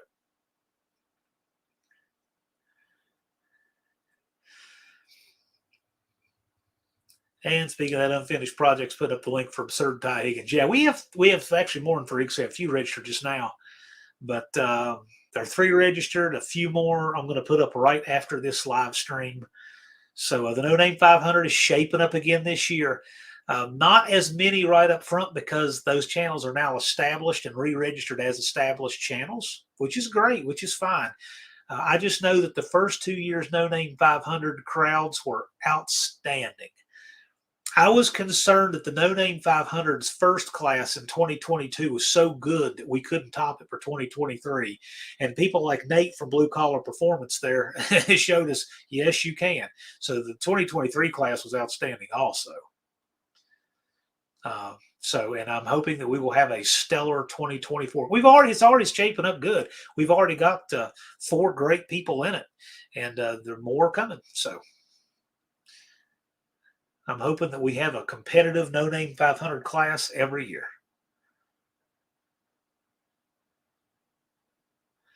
One-Eyed Cats is a person who's giving good, qualified advice. He says to Dougster, you just have to commit. Getting rolling is half the battle. One-Eyed Cat started early, and he scrapped and clawed and got every one of his subs one at a time, worked on his car a little bit every day, and he made it. One-Eyed Cat is a good role model for a good formula for how to do it and make it happen. Main Street Mopars, I plan to do a video going through and rebuilding an 833. It's a 69 Roadrunner. Okay, that's a close ratio. Okay, cool.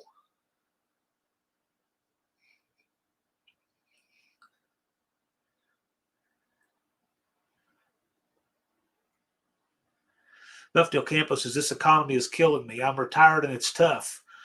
Going back to work is available at my old company. Well, we got a ballot to throw this year. That'll help. I mean, that will help. Blue Collar Restoration says, I'm learning this all on my own. Well, there's a lot that we have to learn ourselves through trial and error and experience and everything. But then there's a lot that a lot of folks in the community and everywhere else in our lives that can help us if we keep our eyes and our mind open to let that happen.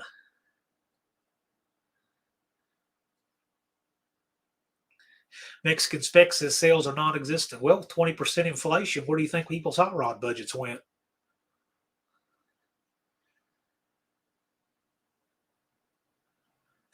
Max Wedge Dick Dasherly says, One-Eyed Cat makes me look bad. No excuses for me now. I will say this. If you didn't make it the No Name 500, 1 year, don't be afraid to come back and try it again. Like, for example, the Cultured Redneck Garage, Kyle. He didn't get his subs last year, but you know what? He came back and he did it, and he's got his subs now. And there's a lot of people who've come back to the mix and gotten it, a lot. And that says that, hey, they hold no grudges, but they're going to avenge it and they're going to get it. And they do. And, even if you register for the No Name 500 and you don't get your 500 subs, you can still come out. It's still a weekend pass for you. And you will have just about as much fun just as a spectator because every ticket is a pit pass and everything. So you can still come and camp and everything else. Punisher Lamont says 56 in the chat, only 23 likes. If you feel so inclined, thank you. And there is a link to Culture Redneck's Garage. He's bringing his VW Sandrail and maybe his Roadrunner too, or satellite. He's got a 72 satellite, I believe. Buff, you'll get it. You're close. You're close. Buff's, I think, at 352 subs. He's only got 148 to go. Probably more than that right now. Buff is a neat guy. He really is. Knows a lot of stuff. Used to run a radiator shop and he works on aircraft and stuff. He's an interesting fella. Scarlett's back in the mix this year. Yep, I think this will be Scarlett's year. We'll see. The thing you'll see is the people who make it, the community gets behind them, and it works out.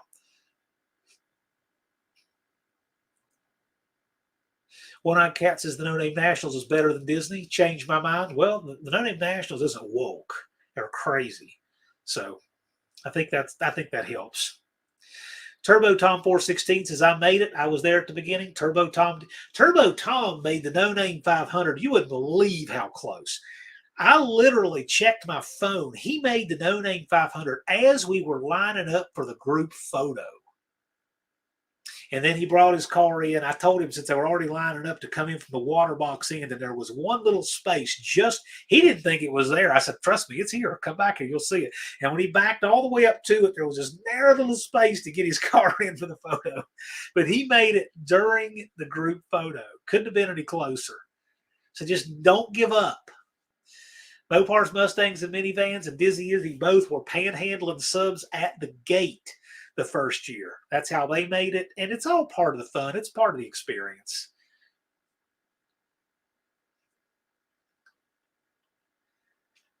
People want to see you succeed, but they want you to put your build out there, what you're doing, who are you, where are you, what are you building? That's just part of the community building experience.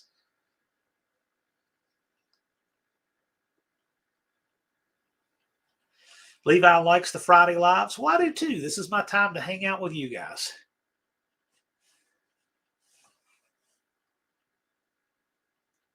Blue Collar says a Dalton's son run a car No Name. He was the first No Name Nationals. He ran the Holy Goat.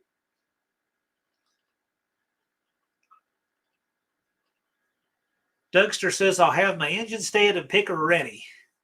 All right. Functional History says I should consider public office. He'd vote for me. No, thanks. No, I'll pass. I've had some people ask me to run for council here, but my views are unpopular because they're what needs to be said and not what people want to hear. Like, I think we don't need to have passenger rail here. I don't think we need people standing on every street corner with those fake accordions panhandling, and that's what passenger rail would bring in here. I don't think we need to waste, hundreds and hundreds of thousands of millions of dollars on things like parks and stuff to try to match the town next door. I'm too fiscally conservative, and I don't care about posturing for higher office. So that's why I probably wouldn't make a good local politician. Although, that said, I did get I got a pretty good number of votes for board of directors for VCDL a few years ago, and I wasn't even running. I had, I think, 4 write-ins and I wasn't running. So there are people that seem to want me to do something like that, but I don't think so. I'm enough of a lightning rod doing this. I can't imagine if I held a public office.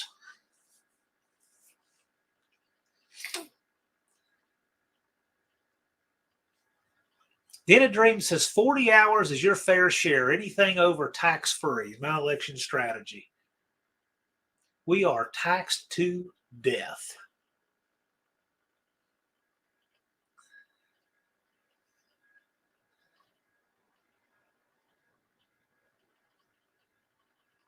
Politics is snake pit. Yes, it is.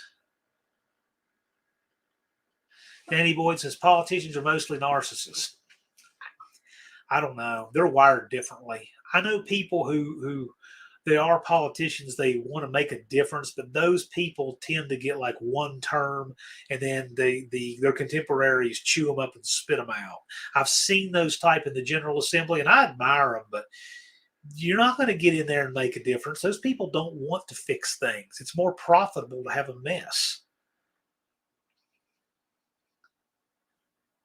38 POS Racing says, I'm going to have to wait to start on the car till the snow melts some more. I understand that. I will say that the first year we had Barrow's Garage, Russell from Outfits. We had several guys out in the Big Mike and Hoopty Barn in the snow, single digit weather, pushing cars into snow and everything else. When the weather's bad, there's still things you can do inside. There's administrative stuff and stuff like that, and trying to use your time the best you can when you have a limited outdoor season is a help, so that you're not wasting a month like April getting administrative stuff together because you got a late start. I will say that seems to be something that helps the guys that will, at least get out, an hour or two a day when it's not too nasty cold, just so they can figure out what parts they need, maybe use that time to take some things apart so that way they don't have to wait for parts to come while the weather's nice. I saw a lot of that the last 2 years, and it was a big help.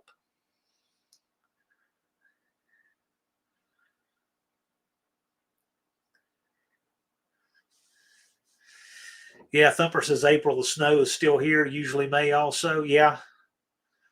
Thumper lives practically on top of the world.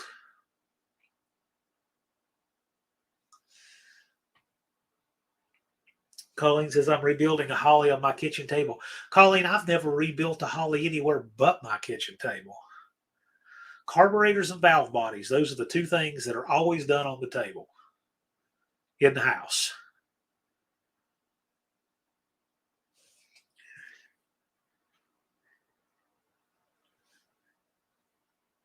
Danny Boyd says, we still have piles of snow at the mall in May after the blizzard of 78. Danny Boyd, I was born in that blizzard a little before 78. But yeah, that blizzard you're referencing there from the end of 77, beginning of 78, yeah. Yeah, Levi uses the winter to stack cash and buy parts. That's right. Yeah, you can use that time for something other than the working outside. Put a workbench in the spare bedroom and don't skip on the lighting. Words of wisdom.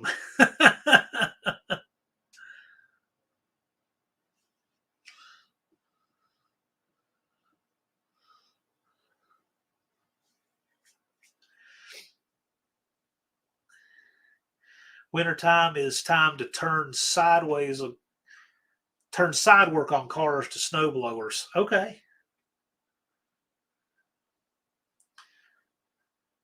Yeah, we don't really use snow blowers around here. We don't get enough snow. Not really.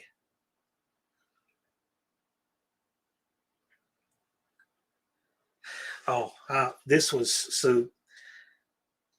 I probably should explain why this was. I had to go out to a property here. If I can find that picture in Giles County, Virginia.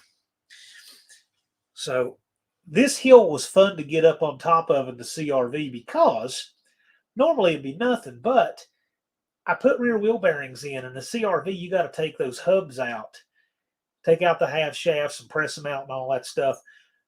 But I didn't reconnect the speed sensors on the rear wheels, and so it's not turning on the clutch. There's a clutch in the rear axle housing that activates the four-wheel drive, and so it's not turning it on. So I had to get up that in front-wheel drive. That was really exciting, to say the least, because there's a culvert down there at the bottom. So I'm going down that thing backwards, sliding down backwards in my own tracks, trying to keep out of the creek, making a few runs at it till I could get to the top. Took me about 5 tries to get up there, but I did. So Frizzell says snow. What's that? Right. Blue Collar Restoration says we get 1 inch of snow here in Tennessee. They shut the whole town down. Yeah. Yeah. I've got family in central Tennessee, and they go nuts over any amount of snow. Mexican Spec says it sounds complicated. Why isn't there a four-wheel drive button? It's ridiculous. So I didn't even know for sure how it worked. There's apparently a clutch that goes where the pinion gear is on the rear axle of the CRV. And it's got an electronic clutch system. So that when your front wheels slip, the speed sensors know that they're going a different speed than the back wheels. It engages that clutch and it turns on the rear axle. That way, the thing can run without binding up in front-wheel drive all over the place on the pavement. It turns four-wheel drive on when you need it. Now, this just sounds to me like something that wouldn't be durable at all, but at 350,000 miles, yeah, it's durable. It obviously has proven that it is durable, but it doesn't work when the speed sensors aren't connected.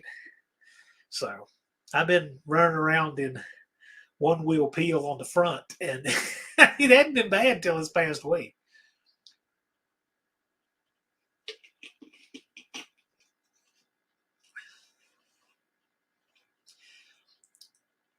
White out for 13 miles to my house. Yeah, Thumper lives like in this crazy holler in the Arctic Circle or something. I think Thumper did do a video where he had snow in May piled up on the cars. It seems like I remember that. CRV's where it's at. Yeah, buddy. I love it.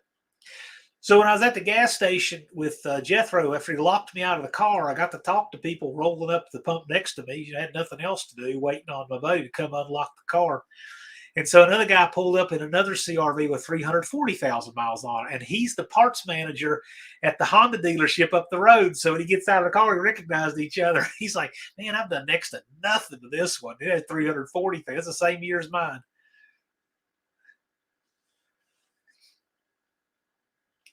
Civic all-wheel drive conversion uses CRV parts. A CRV is an all-wheel drive Civic. In fact, the Haynes manual, they're even in the same book. It's the same chassis.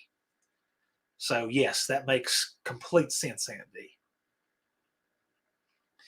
Mexican specs say they don't sell the four-wheel drive CRV here in Mexico. Yeah, you could, I mean, all you would need if you wanted to do a two-wheel drive CRV, convert it from or whatever, you would just need to get two trashed CV axles, unrebuildable cores, and just use that outer shell so that you could keep the bearing halves preloaded. Just torque that piece in there is all you need, and then just let it ride. You couldn't do it without that because the bearings come apart.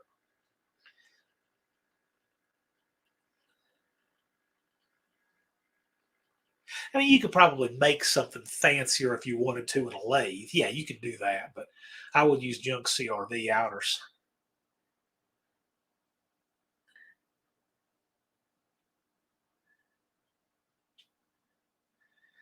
Yeah, Dean says they have to be present for the all-wheel drive to work. I didn't know that until until last week. I just noticed it was slipping when it really shouldn't have been. I mean, it didn't make any sense at all. Then I got to reading about why. So, Cultured Redneck Garage says most mechanics will tell you they rarely see CRVs with many issues. Let me tell you, mine, I have never put a water pump. I've never put an alternator on it. I've put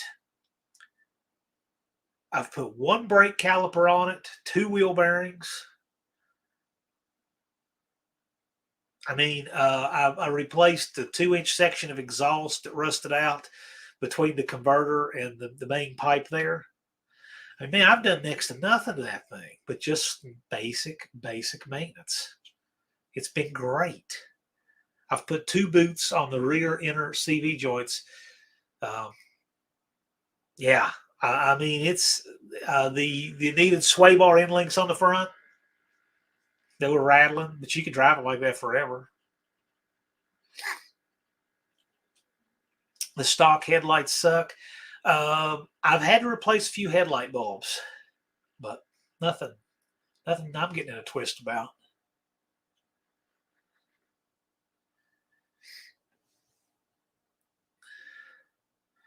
No, it's been good. It's been really good. It's been just a great vehicle. I remember when I got it at 160,000 miles, it had a lot of valve train noise. It was enough that it was concerning. Like, is this a problem? And I was like, well, I guess we'll find out.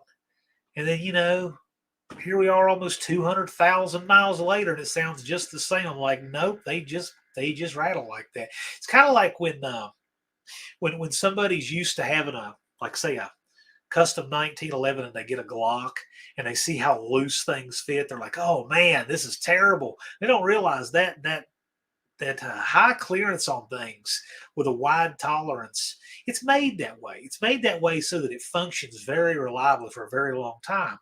And once you realize that, get used to it, it doesn't bother you anymore. But that's probably kind of like what's going on with a CRV. The valve train in them is really noisy, but they're all like that, and they last forever. Blue collar restoration is going LED the next round of CRV. Yeah, maybe.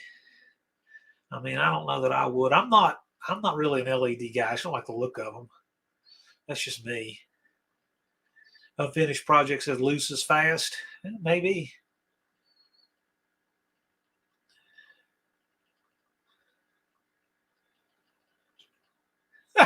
Indirect connection says his mom's 2008 Honda Element sounds like it has a half-inch of valve clearance, but it's never had issues. Exactly.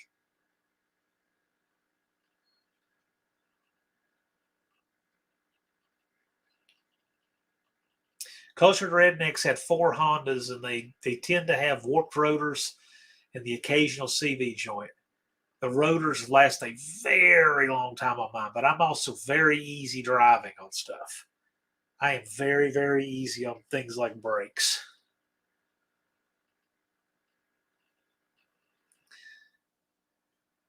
Mexican Spec says almost all my cars have 5-digit odometers, so they all have original miles shown. Well, the 5-digit odometer is the old odometer that would show under 100,000 miles. The 6-digit odometer is what shows up to 1 million.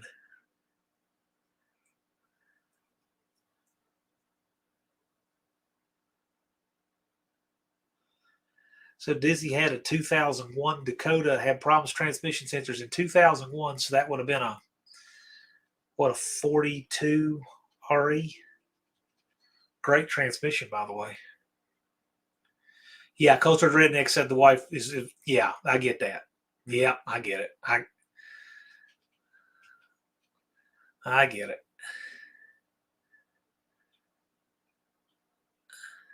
Aunt D says the valves in his Tacoma tick for 240,000 miles. Yeah, they do. A lot of them are like that. Blue Collar Performance says the old saying goes, if it's loose, you know. If it's tight, everyone knows. Yeah, that's true. And that's not just ring gap. That could be true with bearings and lots of things.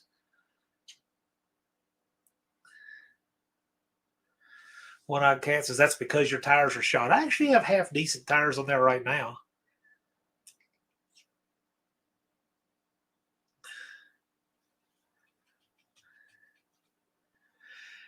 Just Mexican Specs Dart just turned over. It has 25 miles originally. 25 miles.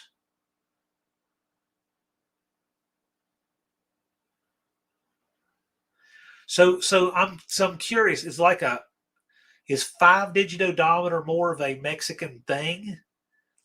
Is that the market thing to do a 5-digit odometer? Is that more common there? Or is that just the only vintage you work with is stuff that had a 5-digit odometer? And technically it's 6 if you count tenths. They just pretty well have gotten rid of the tenths when they went to 100,000 miles.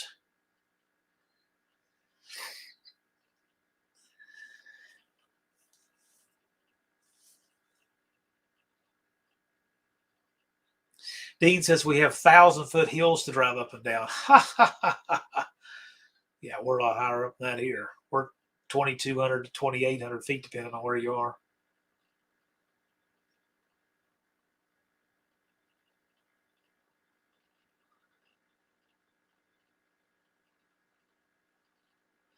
If it says it on the dash, it's original. That's what everyone says. Okay. 5 digits in Cologne. Well, that's a good point. I hadn't thought of that.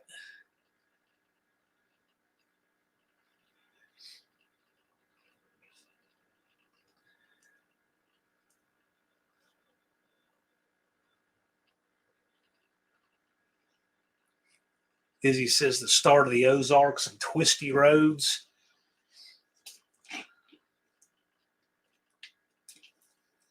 Frizzell Racing is jumping out. Phone's about dead. Hey, man, thanks for registering. Welcome to the community. Hope to see you more often. We look forward to seeing you in Sykeston in 243 days, 2 hours, 17 minutes. Not that I'll be looking for you at midnight, just saying. But if you do roll in at midnight on that day, I'll be there. So.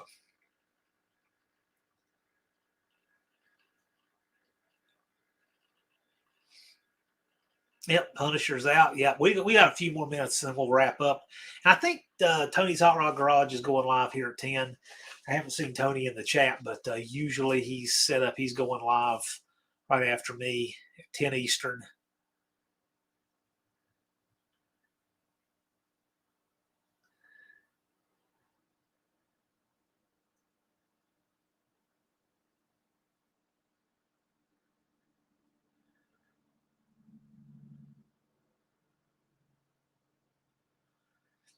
So One-Eyed Cat is saying his daughter ran a tire off the bead this morning. It was flat and she made it around the block. So I actually had a tire come off the bead on the CRV about a month ago.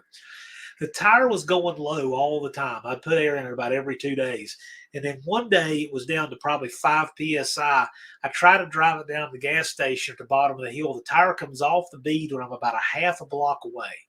So I just slowed way down and just creeped into the lot. And I rocked the car back and forth by hand to try to get the bead over close enough that it would seat. And then I got it to inflate. But the thing is where it went on the rim in a different place, it wasn't leaking when it went back on, so it fixed the leak. What kind of luck is that? Because it was leaking at the bead. But where it went back on, it seemed to seal up better. So whoever has luck like that, right?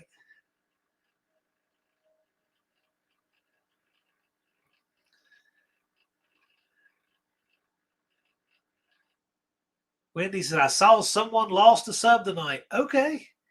That's how YouTube works. We're always gaining and losing subs and whatnot. And accounts go away and get abandoned and everything else. It happens. It's no big deal.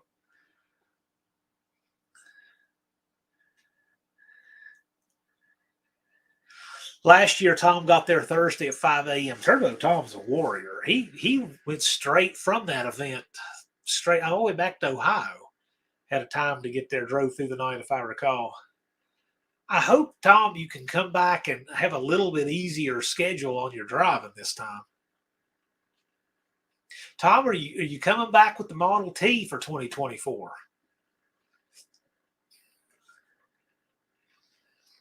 That was so cool. I got to ride around the pits in a 1916 Model T Ford. How cool is that? Thumper hasn't posted a video in 110 days and still picked up 12 subs this month. Right on, man. We look for more content from you, though. Thumper, when you have a pile of snow, you know what? You should have a contest to get people to guess what's under the snow, because you're already going to know what's under there, and have a contest to see who's right when the snow melts. That would be a good contest. And see, Buff gained one. Oh, we hope it works out, Tom. We loved having you there. Yeah, Thumper, you find something weird on your property or whatever that you know is underneath of that snow. And then when it thaws, we can. You do the contest, and I'll give away a couple of stickers to the winner.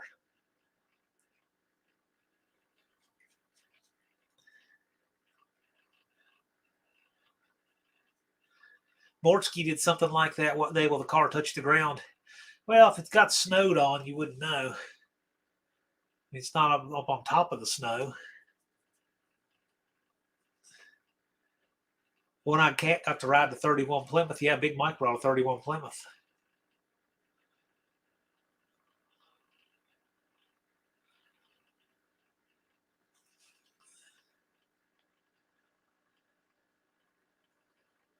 Car on top of snowdrift. Right, that makes sense. Yep, that makes sense.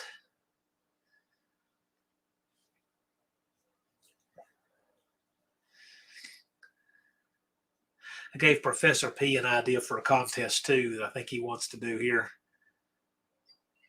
Yeah, Colleen got her stickers. Yeah, so we had a sticker giveaway last live stream, and Colleen is the secretary, you know, when we do these things. And I gave away 37 channel stickers. So that was a barrel of fun.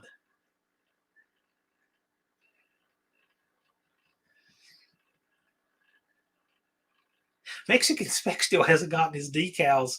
I sent Mexican Spec a couple of these, the No Name Nationals, 8-inch outdoor decals, and he still hasn't gotten them from, I don't know how long ago. It was over a month. We have those. We also have these now. These are the 6-inch decals.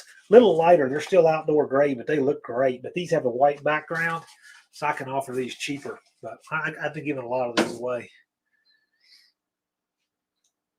Yeah, still haven't seen Johnny C. He's the only one that I have not been able to contact. He wants some stickers. And anyway, if you see a Johnny C exclamation point, he's won a couple of these. So if you see him, let him know. All I need is a shipping address.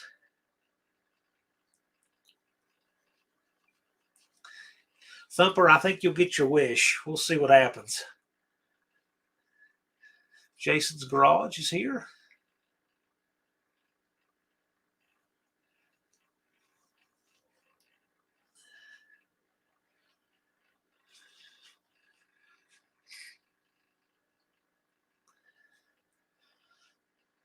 Mohawk sweeping back in to greet Jason. Blue Collar Performance asking when the Outlaw Monkey Bike rules are coming. Yes, we were met about those a couple days ago. You will have them in January. We met about those Wednesday.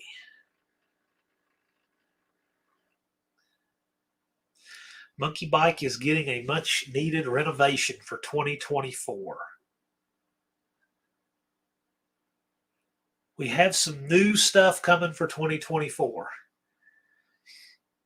It's already a fun time, a great event. We obviously don't want to change a bunch of stuff that does work and make it into something that's not going to work, but we do want to do some new things. So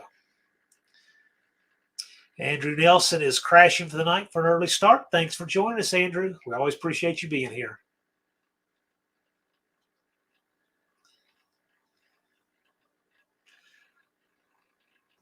Always good having the Nelsons around. They're good people. And talented. This community right here is just the best. It is the best.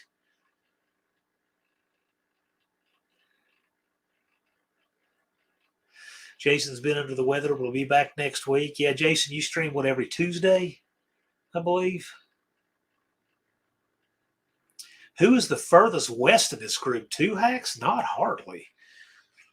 Jason's Garage is in Spokane, Washington. And Night Rancher came up the first year from San Diego. We've got folks from a lot farther west than 2 hacks. T's Good Time Garage came from Utah.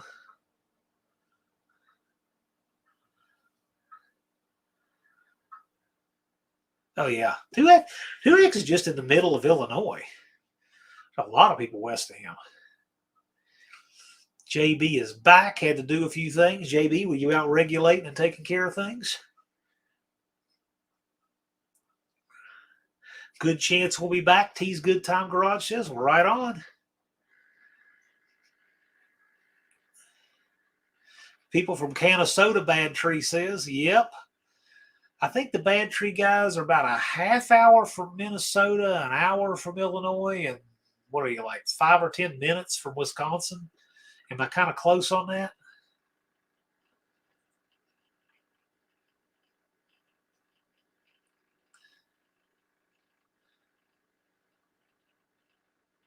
Blue Collar Performances, I used to race outlaw dirt carts, so I'm intrigued. You'd be surprised you could do with a 6.5 Predator. Oh, yeah. I think we're going to get some traction with the Outlaw Monkey Bike. Coach at Redneck Garages, I'm so close, I feel guilty. You're an hour away in Paducah, Kentucky, right? Batteries. Did I get it right? Am I pretty close? I'm just kind of looking at about where the speck of McGregor is on the map. I kind of estimated that. Yeah, the 875 is, but there's people that travel twice that. Tony's Hot Rod Garage, he comes from Arizona. We got a lot of folks further west than that. And Barrows, yeah, he's in Idaho. That's right.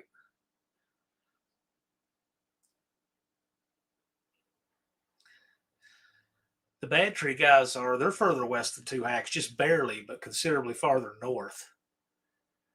Representing for Iowa. You know what, Blake, you're in here. It's interesting. I watched this yesterday because we had that cold, frozen up day. I was kind of cooped up in here. So I watched it. I hadn't seen this in years. Take This Job and Shove It, 1981.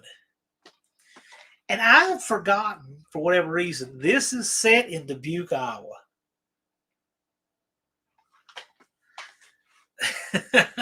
And Bigfoot was sporting an Iowa license plate in that movie.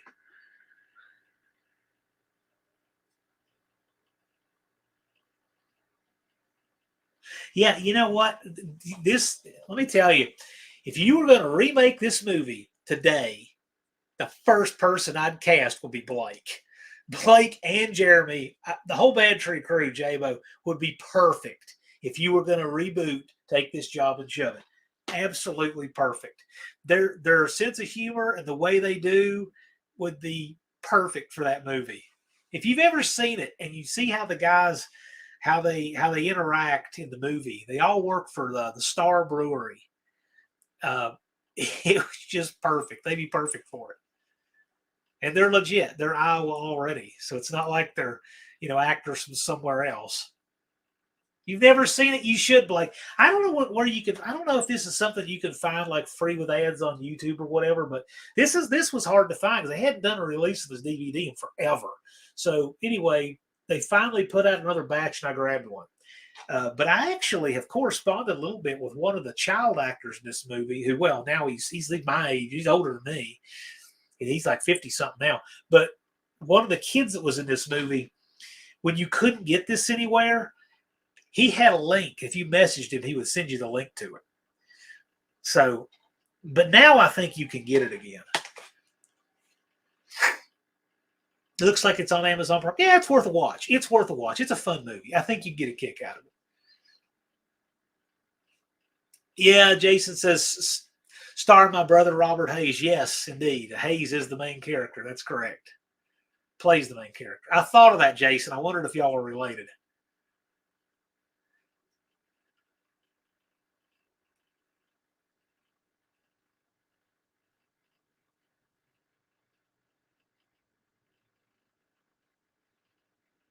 Yeah, it's a fun movie. It's yeah.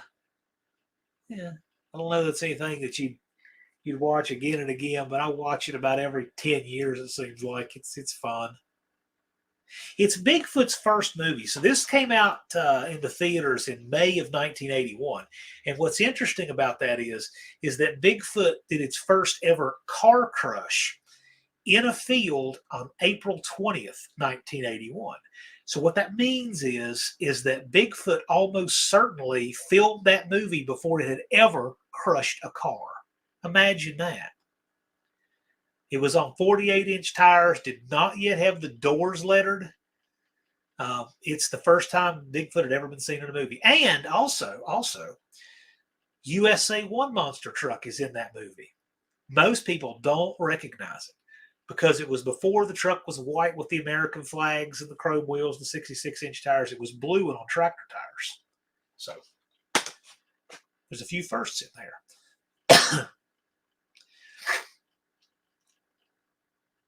Hayes was in Airplane. Yeah, come to think of it. Unity Motorsports Garage's Bigfoot 1, love it. Yes, Bigfoot 1 bent the frame in that movie. And the way they fixed it is they robbed the frame out of Bigfoot 2. So ever since 1981, Bigfoot 1 has been riding on Bigfoot 2's frame, and Bigfoot 2 got Bigfoot's 1's frame and reinforced and became a ride truck.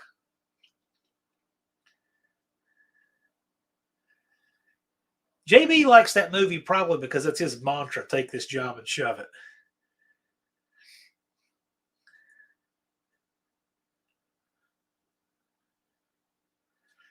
But yeah, anyway, I so rarely will ever sit down and watch a movie. But here's my playlist for the bad weather. Here we go.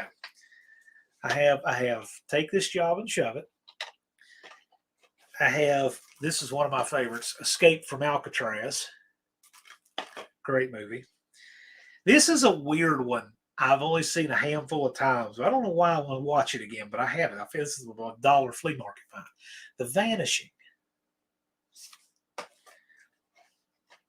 Here's a weird one. Again, these are my dollar flea market finds. Pirates of Silicon Valley. Kind of an interesting one. And here's one I've never seen before. Clint Eastwood in the AHRA sanction. I've never seen that. It's got George Kennedy, Clint Eastwood. So we'll see. That tells you my taste. I don't like anything made in the last, 30 years? 38 will watch Christine over and over. Yeah, I like all those kind of things. Unity Motorsports Garage's 2-lane blacktop made me a tunnel ram lover for life. Yeah. Oh, Andy, I was showing them this before you got in here. There is a link, by the way, in the video description where you can get your own Tunnel Ram Mafia shirt. There is a link. Gunslinger Graphics link below this video if you want a Tunnel Ram Mafia shirt. The pictures do not do it justice. But anyway, word our time, guys. I believe Tony's Hot Rod Garage is going live right after me here, 10 Eastern, 9 Central. So I'm going to wrap it up. I want to thank all you guys for being here. And more fun stuff to come. We got a fun year ahead of us. Lots of new, neat things. So thanks for coming out. And I'll see you guys next week.